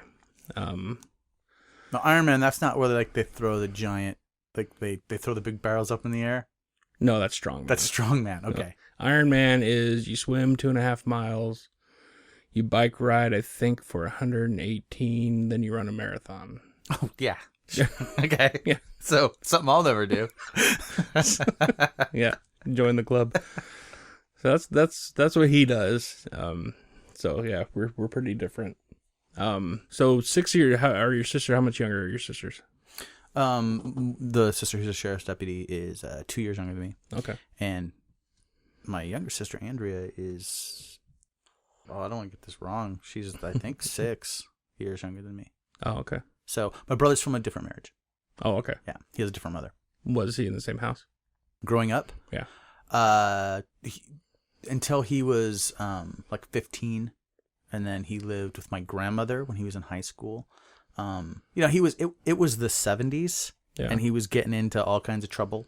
Mm-hmm. And I think it was kind of, you know, it was rough. It was a rough time, and it was also that period of time. So this is my family, I grew up very religious. Okay. Being taken from, we went to the Lutheran church, and then that wasn't enough, and then we went to Pentecostal church, which is holy rollers, speaking in tongues. I've seen a lot of crazy stuff. So at that time, it was the late 70s, and he was into a lot of like metal and like music that we were being told suddenly was very satanic with backwards messages, and so my mother, who had always been okay with rock music, suddenly it was evil. My father just hated rock music. Right. So he was just down for, fine, I don't want it in my house anyway, So they had these really, really brutal, vicious fights over music. And that was part of the thing. It just caused a really huge rift. And it was it was bad. There was always some kind of chaos or fight. And it was one of those, if you ever see a movie, and I don't know why this is something about the late 70s, but if you ever see a movie where a mother freaks out and rips posters off the wall, and the perfect example of this is Boogie Nights, before Mark Wahlberg's character bails on his mom, right? And she comes in the room and she's screaming and she's ripping the posters down. That is so reality. That is one of the realest things I've ever seen in a movie, because I was in one bedroom over just crying, like while this was happening, and like holes were getting punched in walls and stuff. It was awful. Wow. So yeah, he ended up finishing out high school from my grandmother's, and that brought a lot of calm to the house, which was good. And she was in Bellingham, your grandmother? Yep. Okay. Yeah. And in the movie that I made, The Edge of Quarrel, which you may have seen, maybe not, I don't know. I did. There's a rumble scene at the end. Right. That's at my grandmother's property. Okay. And where that's the field behind it, and when Aaron Edge and his guys come running down, they come out. There's like the bunch of fruit trees they kind of run underneath. Like there's a little like cabin behind that. My brother lived in that cabin for years, like as his bedroom and stuff. And we actually had we had some of the bands that a band that I was in and a band that my friends like Bill Baker sang for. We practiced in that cabin also. Oh, really? Like for a while, she let us have band practice there because we didn't have a place to do it. So the scene that was the punks versus straight edgers versus the hillbillies. That's the scene in The Edge of Quarrel where the random rednecks just show up out of nowhere and force unity. John was one of them. Absolutely. Yeah. I actually watched it in 10-minute segments on YouTube. Oh, yeah, you can do that. All right, thank you, I guess. Sorry. That's what I say. I usually say thank you and sorry to people. Yeah. That was a long time ago when I came up with those ideas for it. There's still stuff in there I'm proud of. Yeah. It'd be a different movie today if I made it. Yeah. I still write screenplays. I'm still involved in filmmaking. All right. But I'm not doing, with that one, I wrote it, filmed it, directed it, edited it. It was completely... I remember when it was going on. I remember when it was happening. Yeah. Yeah, it took 2 years. It was crazy. Oh, did it? Yeah. Yeah. I'm not doing it that way again. I like to write and then try to see if my stuff can get made. Other competent people with good judgment can see what they can do with my words. That's what I like. Good. The reason, I guess I was trying to get a dynamic of your house. So your brother wasn't in the house when you were like a teenager then? No. Okay, so was it you were the big brother? What's that? So you were the big brother in the house. Oh, I was the big, yeah, absolutely. So that was your role. But see, also not. Also had a big brother who was, it was odd. It was kind of both. I was the oldest son to my mother, but she also had my brother as adopted older son. You know what I mean? Right. So yeah. It's weird because since he wasn't there for so much of it, I don't know that it. Oh, I don't know. I could be wrong. I didn't know that it had a big impact. Yeah. And then I wasn't. Once I was skateboarding and stuff. Once I get to the point where I feel like I take a little bit of control of my life, I'm not there. Okay. I'm out. I'm out doing my thing. Yeah. So from 14, 15, when I was really trying to break out on my own, I was just gone whenever I could be. I'd ride a bike out of there. Once I was skateboarding and I had a driver's license, forget about it. Like I slept there. That was basically it until 18 when I bailed and got my own place. So, okay, so you weren't a troublemaker per se. You just didn't like the rules of your parents' house. I was not a troublemaker. Right. I never in my life understood the idea of and I don't know. See, I struggle with this to this day. I don't understand where the hell people are coming from. Okay. Like I always felt like I'd go out with friends and they'd want to like go like throw apples at cars or toilet paper someone's house or do something like that, you know, like the going out and getting into trouble like for the sake of it. And sometimes some of that was actually kind of fun. I do a little bit, but I was always a guy that was like, hey, no, let's stop. Right. We're going to get caught. And I sometimes felt like part of the process was the getting caught for people. Like, let's see what happens. Right. I felt like I knew exactly what was going to happen. No, I don't want a record. Right. Like I want the trust that I have right now to only expand. I don't want to take any steps backward. I'm not going to get caught doing anything, and I don't have a desire to create mischief. Right. I want to start creating solid things that are mine. Yeah. So I was always, you know, and it was the same way when once we got in high school and everyone wanted to drink. Mm-hmm. I didn't have a problem with drinking, but I wanted to go to someone's house where we were going to be in for the night, right, and drink and have a good time. Whereas a lot of times people wanted to go out and have the adventure of how do we get it? Now, how do we not get caught and still get home? Right. And I wanted nothing to do with that whatsoever. Yeah. We're pretty similar in that, I think, then. Yeah. I never went looking. I didn't shy away from it, I would say. Nothing. I mean, I didn't do anything major. I think probably the most dangerous thing I did was I was camping with a friend. It's a church camp out. He's a Mormon. Mm-hmm. So it was up by the pass, out at the pass somewhere. But we snuck out, me and him and another guy, to the median of I-90 where the weeds are. Yeah. And waited for semis to come by, and we would huck rocks at the trailers of the semis coming by as hard as we could. But you were trying to hit the trailers. Trailers, yeah. Right. At least you weren't trying to hit the cab. Right. And you were in the median, so you're in the median strip between both directions. Right. We had one turnaround. He got to the next turnaround and came back and shined his flashlight in the spotlight looking for us. Wow. We hit the deck. That's a guy with some time. Yeah. Me and my friend were scared. We hit the deck. Then we were with this other guy. Crazy dude. He stood up with his flashlight and started flashing him back at him. Just egging him on. Because we knew he wasn't going to get out of his truck and do anything on the freeway, but yeah. But that is such a... So how old were you? High school at that point. That's bold. Yeah. And see, the thing is, though, there's that, what are you going to do? Mm-hmm. That person who stands up and shines the light back. That I don't need to know. Yeah. I can envision all the things that can happen here.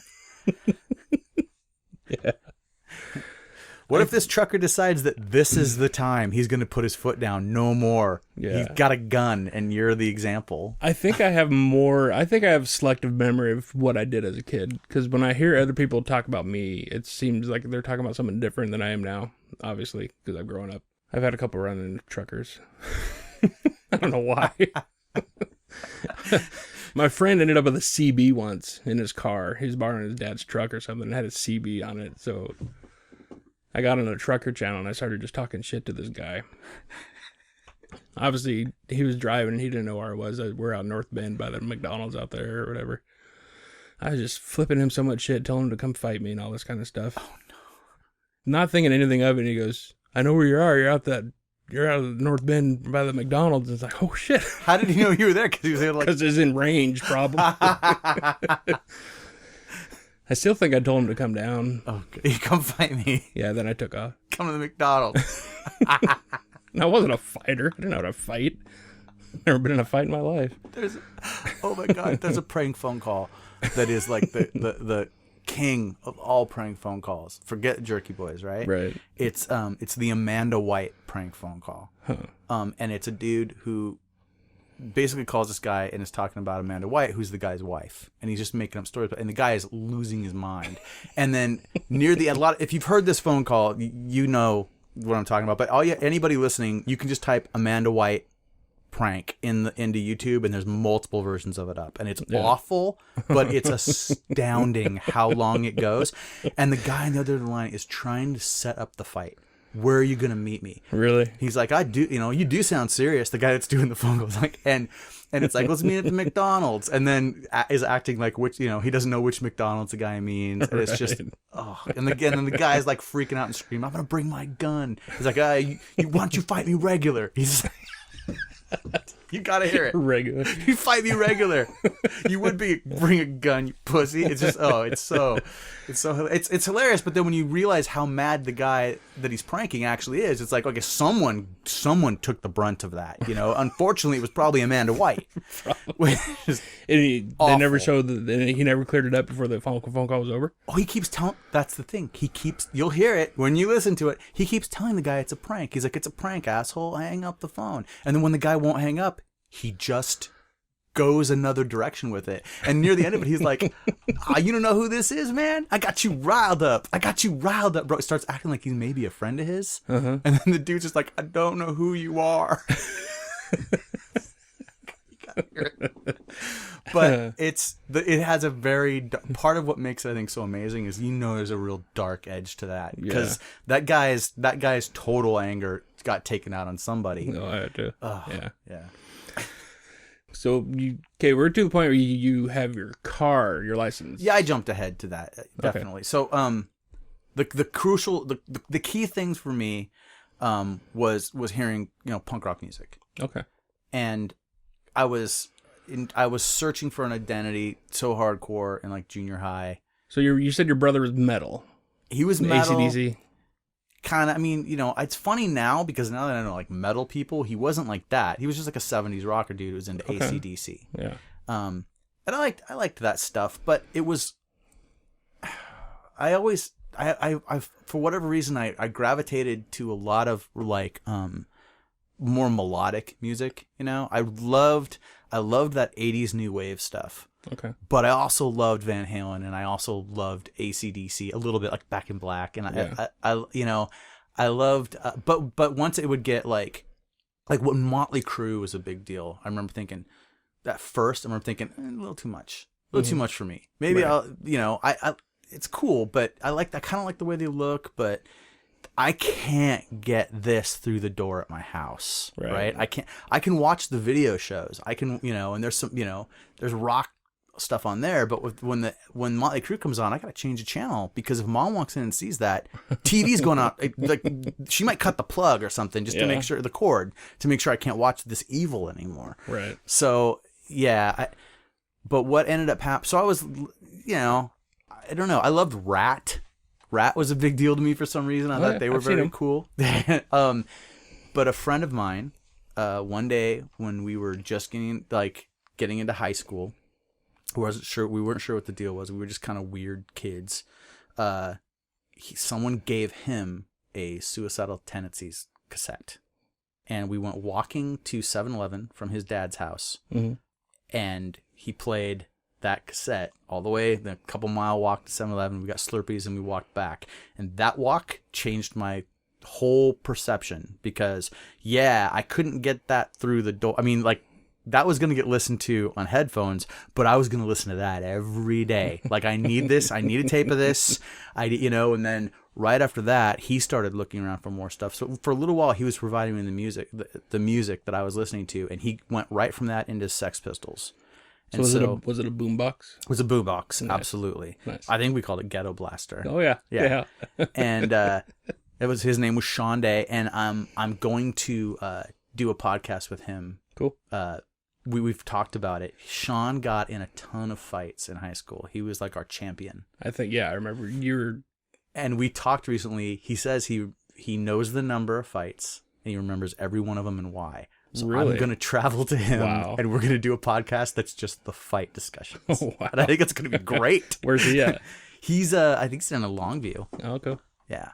So that's where he's at now. But so he really like. And I had heard Sex Pistols before, like listening to the radio late at night, and thought it was interesting. There was always, anytime I heard that weird stuff, and that's also the reason why that new wave, that mid-'80s new wave, that kind of like new romantic thing that they refer to it, I'd see Adamant, or I'd see these guys, and I always thought, almost. There was like this thing that was tugging at me, like, this is almost something you want, but it's too weird. Like, they're still just wearing makeup and being strange. They're just playing wimpy music versions of the guys in makeup that are playing the rock stuff. But Right. there's something else. I know there is. There's something else for me. And then I'd hear something like The Cure and be like, oh, this isn't like the other stuff. This is weirder, you know? And so that was kind of on the back burner. There were some Cure songs that got kind of big when I was in junior high, and I remember thinking that those were something special. So anyway, got into this punk rock stuff and was like, here it is. This is what I want. This is great. And I was getting into skateboarding, and that was all connected with that. And then I got into a car to get a ride with someone to go skateboarding, and the dude had a 7 Seconds cassette. And that, it was Walk Together, Rock Together. And he started playing that and never turned back. Like, it was just, that became the most important band in my life, and I knew exactly what I wanted. I wanted that, like, positive, melodic, hardcore style. That, and it just, everything else kind of became the foundation, and I built off of that. I can probably safely say I've never heard a 7 Second song. You've never heard a 7 Second song? No. Okay. Well, I did 2-part interview with Kevin. I listened to, I think, the first one. Okay. The first part. Very cool. The second part is a lot different because he tells all of his backstory in the first episode, and in the second one we get into a lot of other details and a lot of other things. I know that half as many people have listened to the second part as the first. And the first one is 2 hours. It's a long commitment, you know. But there's a lot of, especially if you're someone who digs straight edge, any of that history, we get into that in the second one. So I definitely have a soft spot for the stuff we talk about in the second one. Right.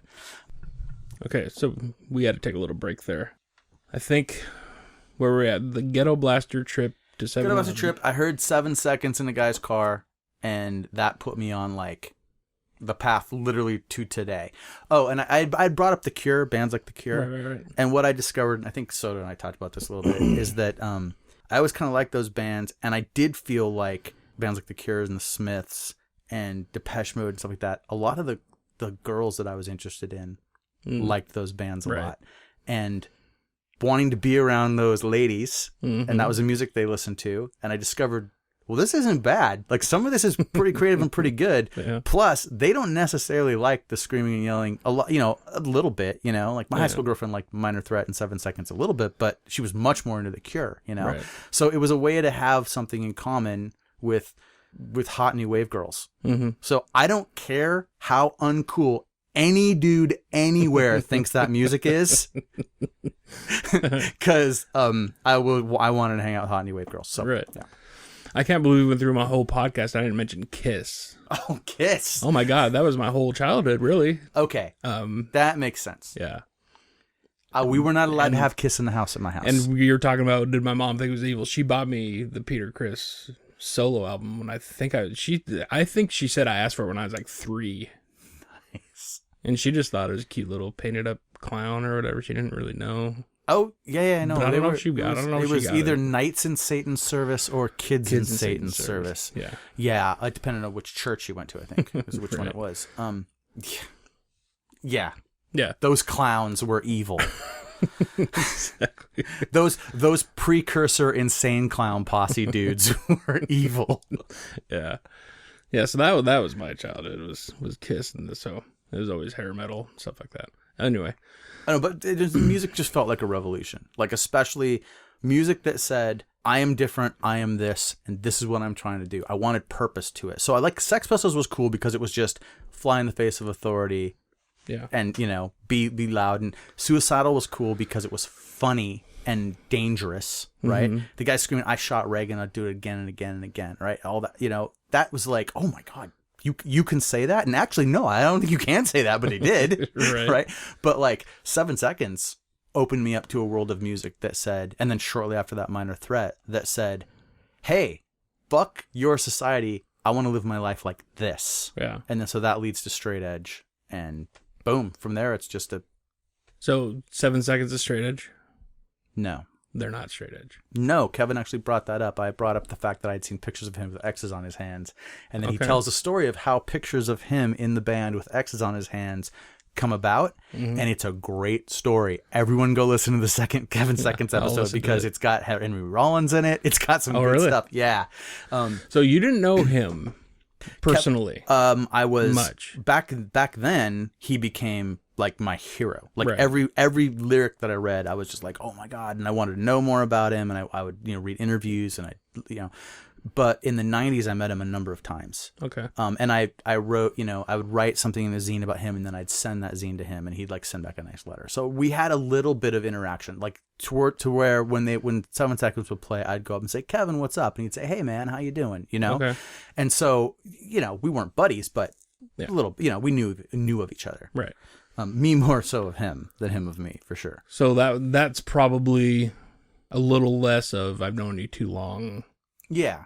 Although, since I've followed, you felt like you've known him. Yeah. Oh, yeah. He was present. Okay, I'm not present in his life, but he was present in my life from 15 forward, basically. Okay. Yeah, in a way. Right.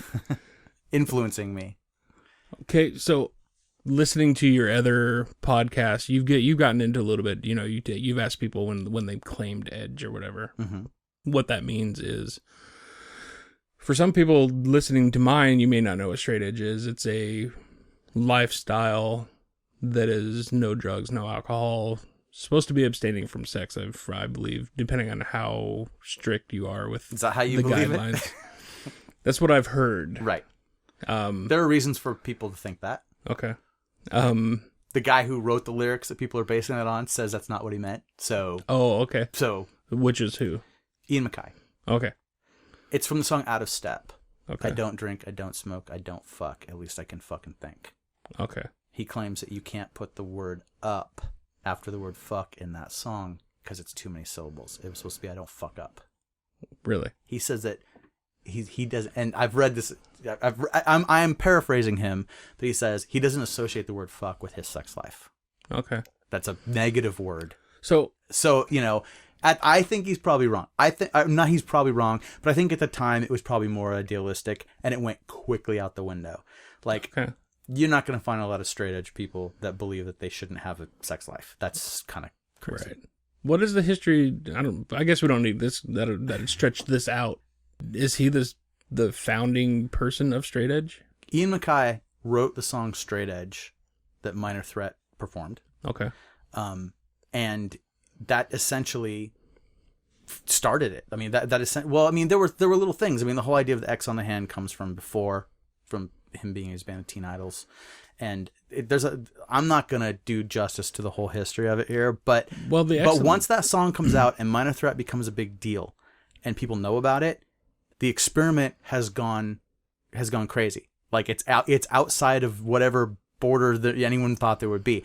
Once people that you've never met, that you have heard your song and have decided, oh yeah, that's me, I'm straight edge and this is what it's about, and people are forming scenes around that, you can't, Right.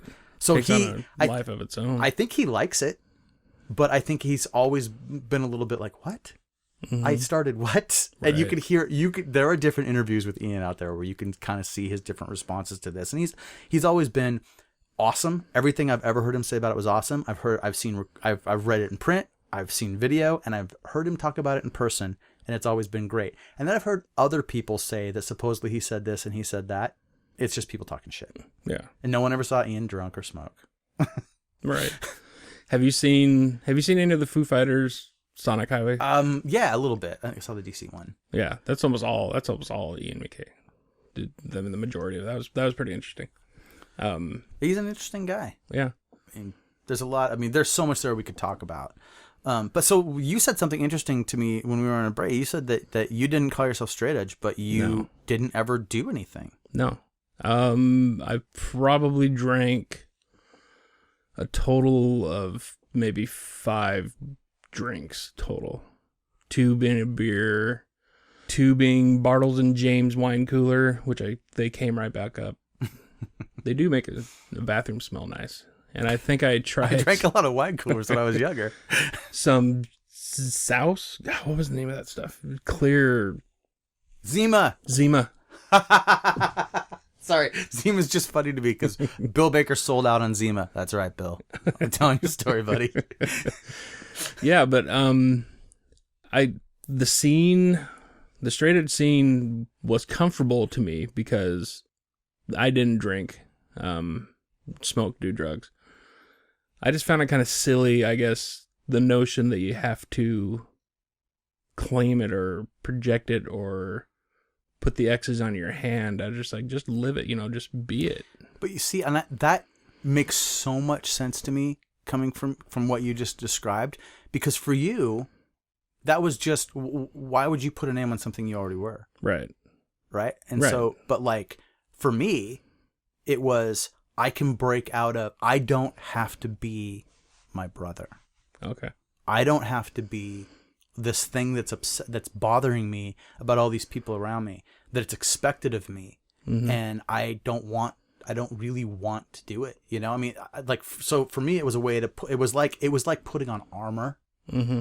that worked both ways, I guess. Like yeah. It protected me from myself at times when I would have done something stupid because I didn't care. Because you go through phases, right? Like, straight edge is great when you need it. Mm-hmm.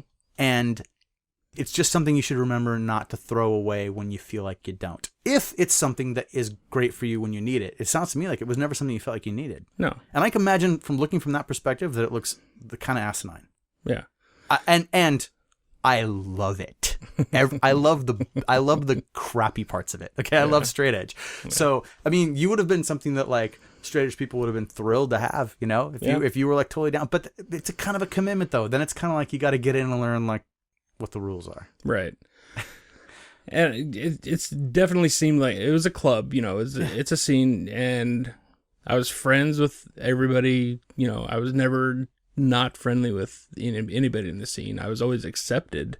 Yeah. No one ever even asked really if I was straight edge. It's almost like it's a bigger problem if you're never straight edge, then no one ever has any expectation based around that. Yeah. But if you're straight edge, then in 5 years, we're going to have questions if we see you drinking. Right. Right? So right. I was kind of the mystery kind of person in that, because I was always around, John or straight edge. I was always around Orton, mm-hmm. Brian Gantz, Brian Keith. All those guys were all straight edge and stuff at the time. So I was around it, and I was very aware of it. And that's mostly where we played. Once Within was around, was straight edge shows. Nobody in the band was straight. No one really partied, but my brother drank a little bit. Actually our guitar player Adam was straight at the time, but he felt the same way I did. Yeah. It just wasn't us. It wasn't our thing, but it was cool to be around. Yeah. And like, that's the thing though, for a lot of straight edge people, that X they were drawing on their hands was an alternative to what they would be doing if they weren't limiting themselves, Right. And there are probably people out there that would argue that that's a terrible thing. I don't. No. Because everybody's different, I think that probably the reason it's worked so well for me is because I also have had a lot of the same, like, it's not really for me. I had fun drinking. I never wanted to do any drugs. Right. And I had bad personal experiences with family seeing drugs. So, but I did think that opinion might change as I got older. Mm-hmm. And did not want it to happen. Right. So, yeah. So you're still, I'm 44 years old and I'm still straight edge. Yeah. Since I was 16 years old. See, and happy. Then here's the thing. I mean, honestly, I'm 44 years old. Right. What do I need to go out and tell anybody I'm straight edge for, right? I know the date. I know I went straight edge on August 15th of 1987. Okay. And I know the date because that's the date I opened up my skateboard shop in Bellingham. Right. Which I wrote an article about it on it's on Nobody's Knows site. And so it's been an easy thing to remember and keep track of. But it's like, the funny thing is, like, I worked in a casino. I worked in some different poker rooms a few years ago. Mm-hmm. I did that for about 7 years. And that's actually the hardest time I've ever had in my life not drinking. Really? Not because of I wanted to drink, but because of the pressure from other people in that environment. If you're a person that works in that environment, you're supposed to be kind of a hospitality person. Right. So if you don't drink, that means you're also not going to be buying people drinks. Right. And now you're not as valuable because the customers aren't going to like you as much because you're not drinking with them on the off hours. It's all part of that job. So I definitely got like really, really hardcore, like, you're drinking Pressure. tonight and you're done. And Yeah. I'd be like, fuck no. So it's weird. Weirdly, I did have an experience in my late 30s and early 40s of The peer I'm more pressure. straight edge than ever because to hell with you guys. But Right. I didn't expect that, you know? Yeah, that's weird. I guess I've never had. That's one thing I've just never had the desire, even drinking, until when I was younger. I wanted just to experience it, but like being in the bar band and stuff, never felt the need. People here, I've never been drunk. That's their goal. We're gonna get you drunk. Yeah. That's their goal. You don't know what you're missing, man. Right. But really, I haven't been watching what I'm missing I know for the last exactly few what decades. All I know is I'm very, very attracted to drunk 50-year-old women. Do you know how talented you are? Wait. Hold on. I'm taking control of this for a minute.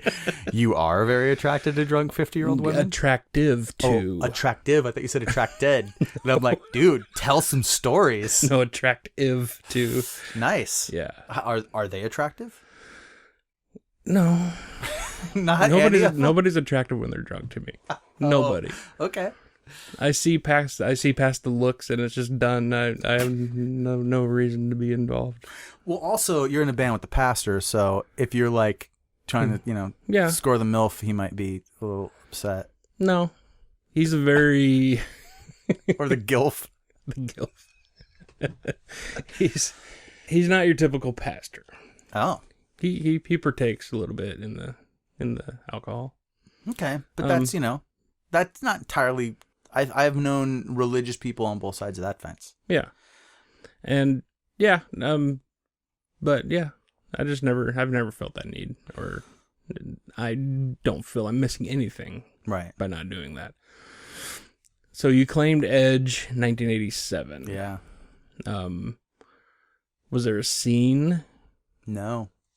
So how did you know to claim it? I didn't know any other straight edge person. So how did you know to claim it? Or that was a thing? I knew about it because of Minor Threat. Okay. I knew about it because of when you were into 7 Seconds and stuff, people would be like, oh, you're into that straight edge stuff. And in Bellingham, there was no internet. We got Thrasher magazine. We could get that. But not much else. Not even Maximum Rock and Roll really was getting in there yet. So I didn't really have access to what was happening East Coast straight edge, Youth of the Day and all that stuff was not really on my radar. You'd get a record. If you got like a 7 Seconds record, there might be a flyer inside with other records on the label. You might see stuff, or Uniform Choice, would have their flyers and you'd hear about stuff as you could piece it together. But the first thing I ever heard was I was out skating one night and there was a dude hanging out with one of his friends, and they were kind of fucked up, drinking or whatever. And the guy said, "Man, I think I'm gonna go straight edge for a couple weeks." And I went, "Whoa, you can do that? You just tried it out. That's straight edge is like that's what straight edge is. I mean, I know the Minor Threat song, but that's what straight edge is." And then I read an interview with the band The Faction, which was Steve Caballero's band, and they said that they were straight edge, and the interviewer said, "You're not. You smoke cigarettes." And they said, "Cigarettes don't get you high. We're straight edge. We smoke cigarettes. We don't drink. We don't take drugs. We're straight edge." And see, there wasn't a unified concept with everyone about what straight edge meant. And it was that environment that I had all that kind of stuff where I was like, okay, I'm straight edge. And when I originally went straight edge, I thought you could smoke and be straight edge. And I was never a smoker, but I definitely have smoked cigarettes post August 15th of 1987. Okay.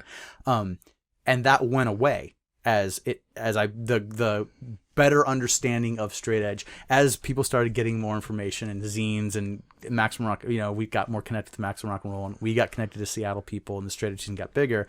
Yeah, that wasn't a thing anymore. You know, and I was never a smoker. But if my girlfriend was smoking cloves or something, I always liked the way that smelled. Maybe I'd take a drag off a clove cigarette. I don't know. Yeah. So. Yeah, but at the time, I definitely knew no drinking, no drugs, and that's what I wanted in my life. Okay. So. Yeah, it's funny, people that you're saying, like... Oh, wait, I'm sorry. I'm just going to interrupt real quick. So you said, what was the scene? So right after I went straight edge, I told my friends. And shortly after that, it was like one dude said, "I'm straight edge too." And then a couple more friends jumped in. Brett Van Horn, who I just interviewed for this podcast, they went straight edge. They went and saw a show, and they got super inspired. They saw the Youth of the Day show without Ray singing, and they were getting into Brotherhood, and then a couple more. So there was this little domino effect, and I did not go to any person and say, "Hey, dude, be straight edge." Right. But when I went straight edge, no other straight edge people that I was aware of in Bellingham, and within a couple months, there was a crew of us. Cool. So I didn't do it, but it happened. Right. Getting back to that band saying that we smoke cigarettes. So I heard a story. You probably know the guy. I'm not going to say his name, but he thought that he heard somewhere that McDonald's hamburgers were soy. And he was vegetarian. So he got so excited he could start eating hamburgers at McDonald's again. And he'd been doing it for months and months. Because they had soy content. They had soy in it, but he thought it was completely they were soy. That is, I mean, I'm sorry, dude, that you weren't able to keep eating your McDonald's hamburgers. Because I remember the Burger Wars in the 80s where you get like 29-cent hamburgers and 39-cent cheeseburgers. Yeah. And I was eating like 6 Burger King cheeseburgers like every day for a long time. It was I'm like, vegetarian, why would you do that? You can't get cheap cheeseburgers. Right. But and I still miss the way the crappy little dollop of ketchup and mustard and the pickle in the middle of those cheap burgers tasted. There's nothing else. There's no equivalent. You can't replicate it. You can't. No. Which is a bummer because that's awesome. But someone heard that Bamboo Garden on Queen Anne was not vegetarian, that they just served you meat and told you it was vegetarian. And so vegan, a whole bunch of people, or vegan, whichever it was. We ate there a lot. And I was never a vegan, but the whole bunch of people didn't eat there because they heard that rumor that they were just serving meat to people, and that's why it was so good. I'm like, that's awful. I was got hit on by the waiter there. Daniel. Yeah. I don't know who it was. What the waiter? The dude. Yeah. Yeah. That was one of the highlights of the place was that weird waiter. Come up, massage my back. Oh, really? You like? I hope he was talking about the food, but I don't think he was. So many people have great stories about that guy. I believe his name was Daniel. Yeah. Kind of a middle-aged guy. Yeah. And he was very friendly. He was out there.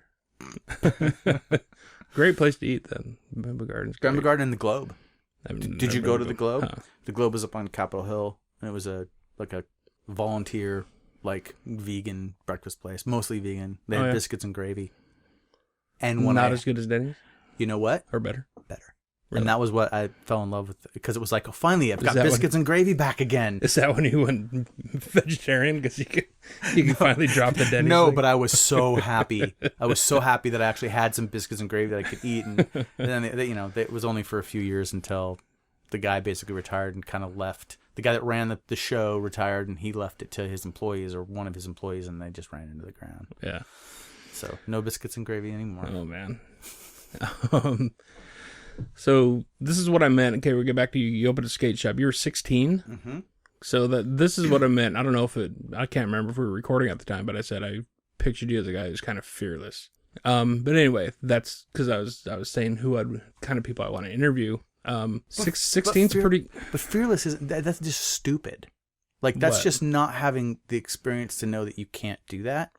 I was afraid of a million different things. Right. But I thought I could put skateboards together in a skateboard shop and sell them to skaters. Did that involve paying rent to somebody, making them, how did you get the down payment to get into the building? I wrote all the details of that in this article called I Owned a Skateboard Shop in 1987, which is on nobodysnose.com. Okay. So I'm not going to do all the details, but we borrowed money from my friend's dad, and I had a little bit of money that I threw in. It was very little, and we just learned all the stuff, and we were just dumb.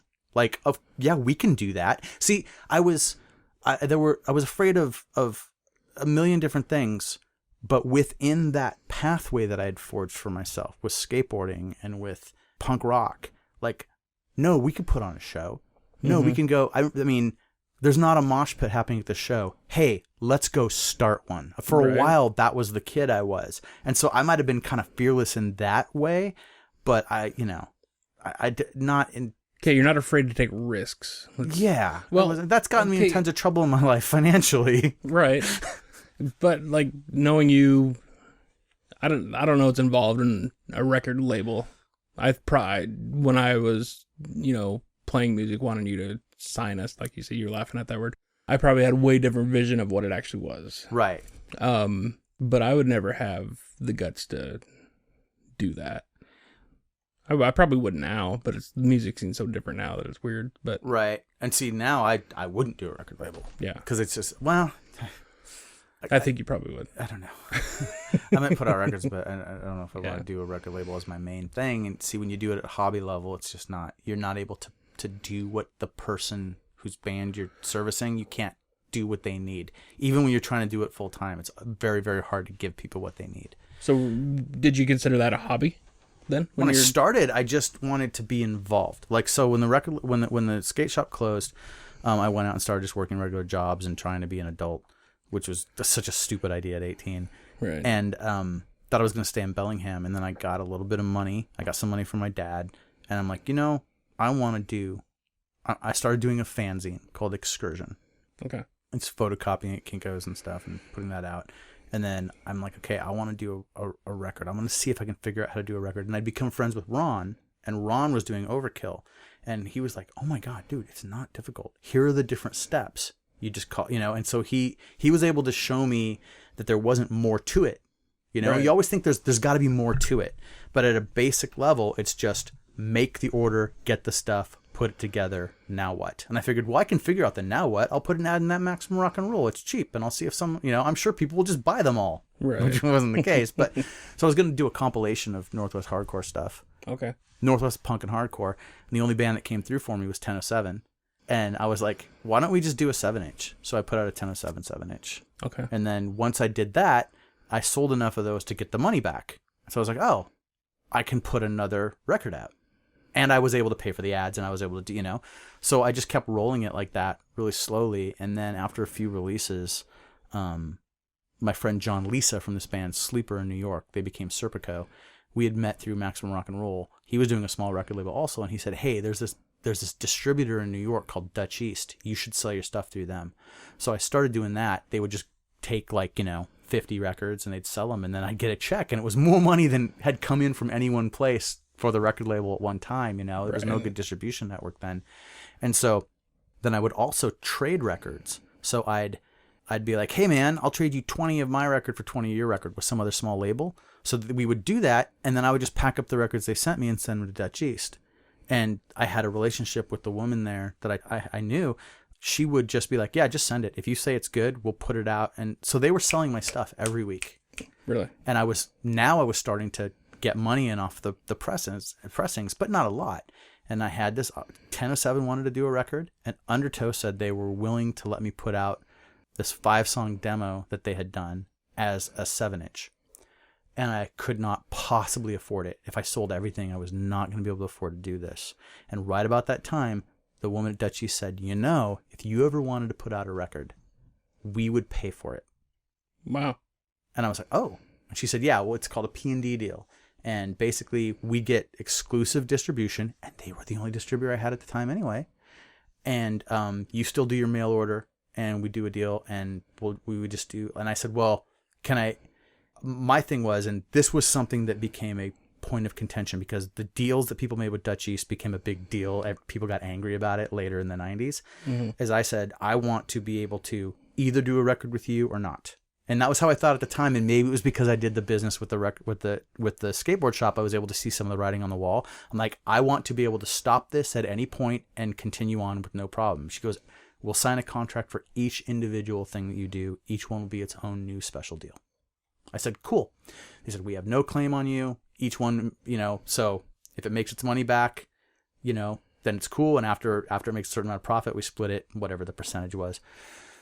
So I was able to get money together to do Undertow and 1007 and a bunch of different things. I ended up doing 10 releases in conjunction with Dutch East out of the 40 something that I did through the course of the record label. Okay. And then with Abolition and Chemiclard and that whole thing, there ended up being this real issue about if you don't put out records with your own money, if you use someone else's money, then you can't advertise in my magazine and I won't distribute your stuff. And there was all this drama, and all these people thought it was we were almost like major labels, but like I was still just doing it out of my apartment, out of my room. Never at any point did I make any significant money. Yeah. And I'm not like a show promoter pretending they've never made money on a show when they actually took home $5,000 last night. Right. I mean, I never had any money. I don't think I've ever paid rent off record label money in my life. Yeah. So what was the name of the Undertow demo? Oh, it was just Undertow. They might have called it Stalemate. The record that it became was Stalemate. Oh, okay. And it was the 5 songs on the 7-inch, and then it was 8 songs on the CD version. It was the songs from the demo, 2 songs from split 7-inch, and then a live song. Did you put out At Both Ends? I put out the At Both Ends LP, another Dutch East deal, because I could never have afforded it. And then Ron ended up doing the final one. What was the last one? It was Control. Oh, okay. Yeah, okay. Okay, so how long did you have the skateboard shop? 2 years, exactly. Really? We closed on August 15th, 1989. Just by fate or by... We knew we were going to close, and we picked that day so that it would be 2 years. So we planned. So it'd be a cool story later. I guess. I don't know how cool it was.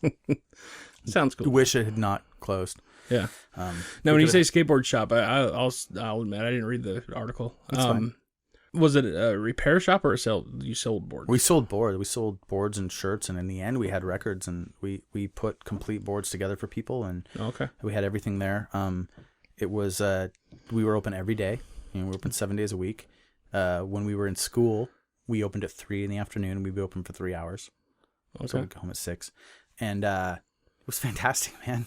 It was. Sounds I saw that the reason why I wrote the article is because I found a roll of pictures that I didn't know I had, and it was pictures of the inside of the shop, and it was a total nostalgia mindfuck. Like I was just like, oh my god, like this is proof that it was real. Yeah. Because it's so long ago in my life now, and it was such a strange thing anyway. Like I remember being in there, but sometimes it's like it was a dream. Right. So, it's pushing 30 years now. Yeah. So exactly. So, I wanted to write the story of everything that I could remember about how it came about and how it fell apart, and it just was weird in the end. But we sold. I mean, there were a lot of kids that got skateboards there for the first time. In fact, there's a story. I don't want to repeat the story, but if you go on the blog page, there's some comments at the bottom where people have commented. It connects to Facebook, and there's a comment from a guy who bought boards there when he was a kid, and he went on to own a company that makes skate parks.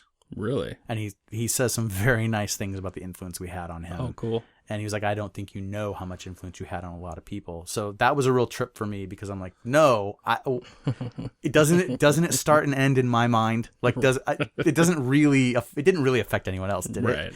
Right. So yeah, no, it was a weird thing. Okay. So but see, you said fearless earlier though. Yeah. And it's not fearless. It's just dumb. It's just not having experience to be like, this can't work. Okay. So just trying it, because I never thought of like money and going to work and trying to create something as being something to be afraid of. Okay. I was afraid of talking in front of a crowd. Yeah. Like not afraid of, selling someone a skateboard or a record. Yeah. Well, I just opening up your own business at 16 is kind of ballsy. Entrepreneurial. Yeah, it was dumb. And fun. Yeah. So what brings you to Seattle? Okay, I came to Seattle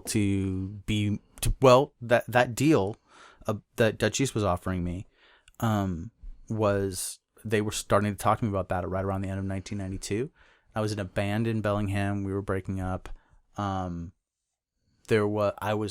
See, that's one thing I didn't know. I didn't know you were in bands. Because they weren't any good. Well, I just thought you were I played bass in a band called Fragment. We had a bunch of different names. Bill Baker sang for. Briar Herrick, who does the intro and outro music on this, played guitar with us, and my buddy Mike played drums. I sang in a couple of punk bands.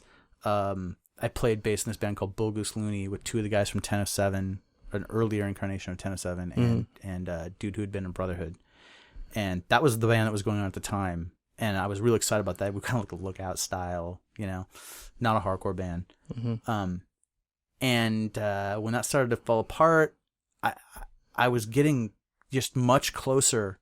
beginning to be closer with the people in Seattle. Like when I was going to shows, I was going down to the party hall. I was driving down there all the time. Ron and I were tight. Like Matt had become one of my really good friends, Matt from 1007. So I was just like, what am I doing here? Like Bellingham's cool, but I think if I go down there, I can do this label and be around the people and be around more bands that are actually going to go on tour and put out stuff. Because there were Bellingham bands, but they just didn't have, they had a Bellingham mindset. Right. Small town, you know?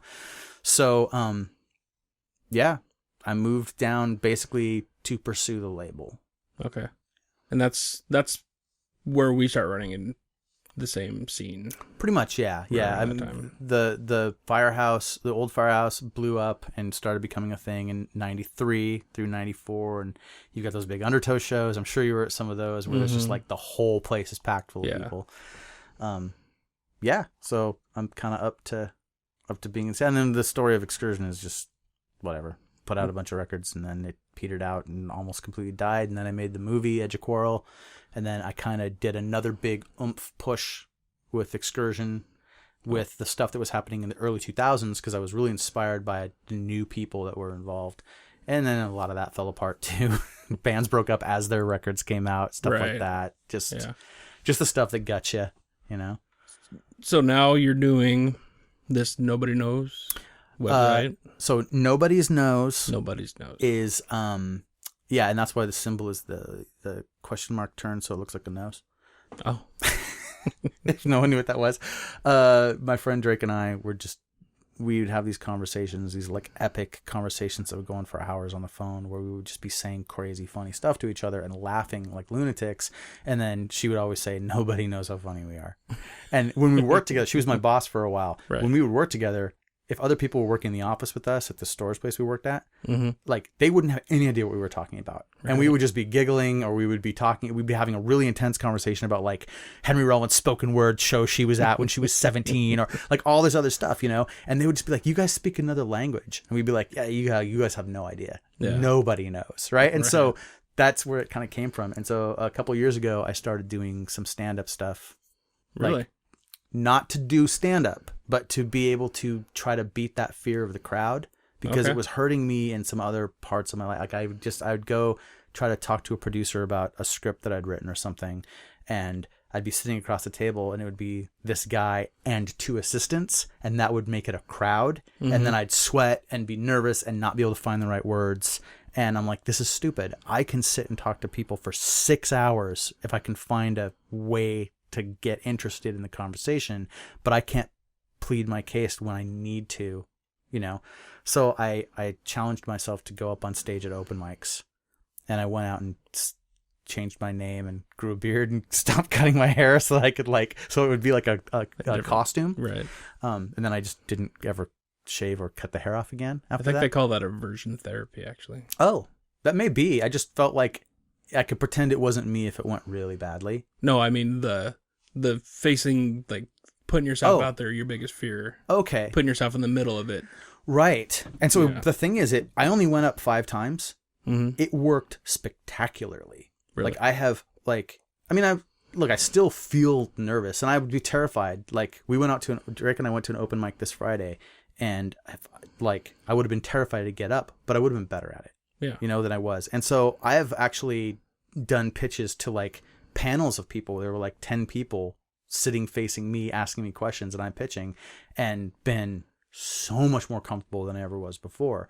But because I'm not trying to make them laugh while I stand up there and shake while they're, you know, make me laugh, funny man. Right. So it's, so I did that. But in conjunction with that, I told Drake, let's start this website and put up comedy, like things we think are funny on the internet. We'll make some funny web pages.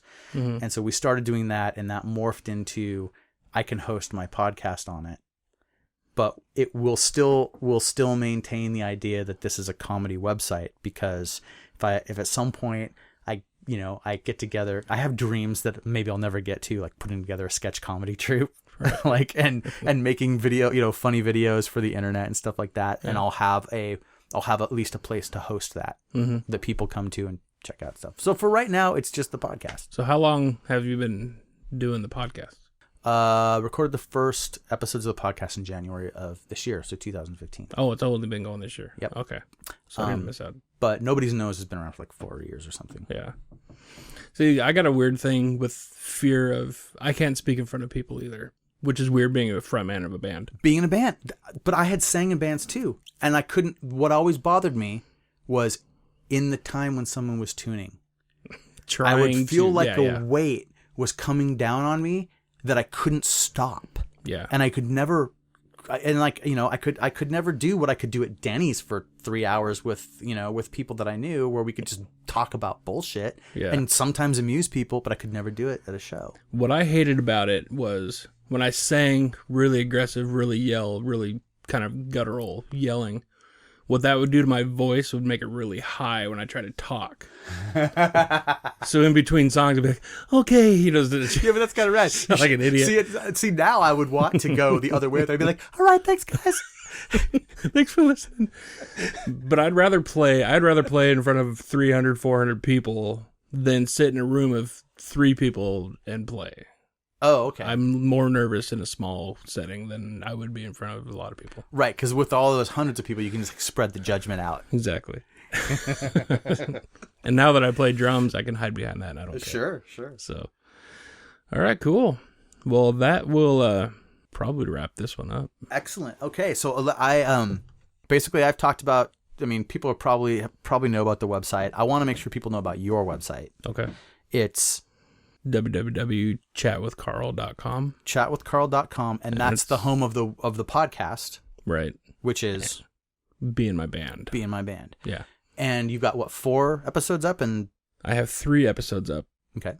I have 1 recorded that I need to get up. That's with Cliff, the singer of my band now. Cool. I recommend people listen to it. There's some great stories. I like the way you get into some of those stories, especially, I mean, when it gets funny, it's really funny. Yeah. Yeah. So I appreciate that. All and right. yeah, I definitely think people should check it out. And we should both keep going and see what kind of, like, you know, little podcast empires we can build up here. That's what I'm hoping for. Thanks, brother. Cool. Appreciate it. You too.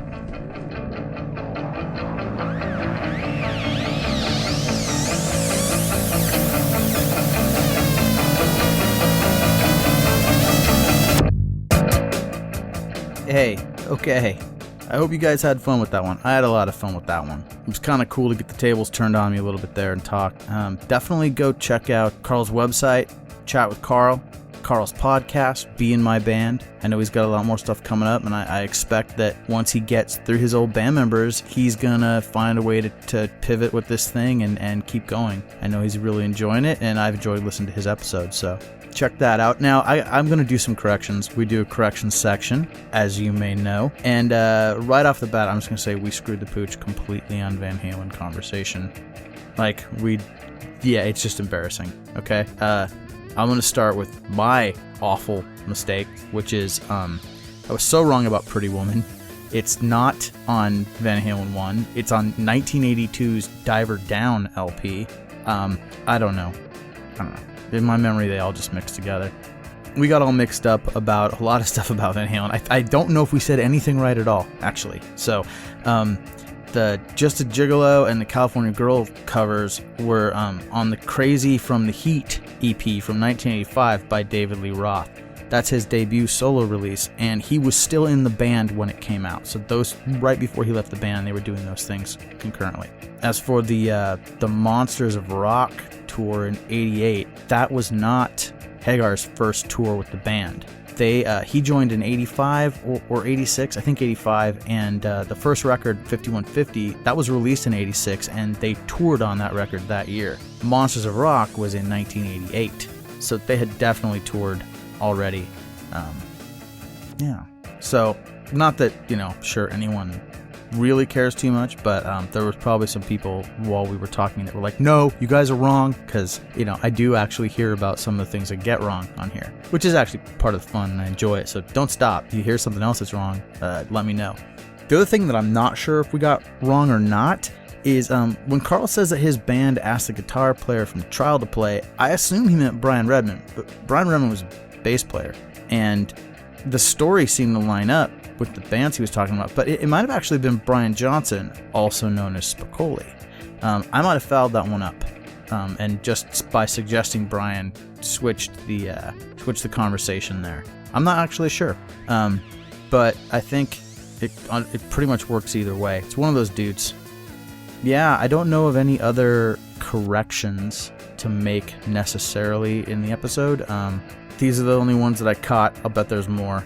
I'm recording this late at night. I normally do these intros and outros earlier in the day. There was a lot of noise here around the house, so I'm running down. I don't know if you can hear it in my voice. So what was I going to say? Definitely go to nobodiesknows.com.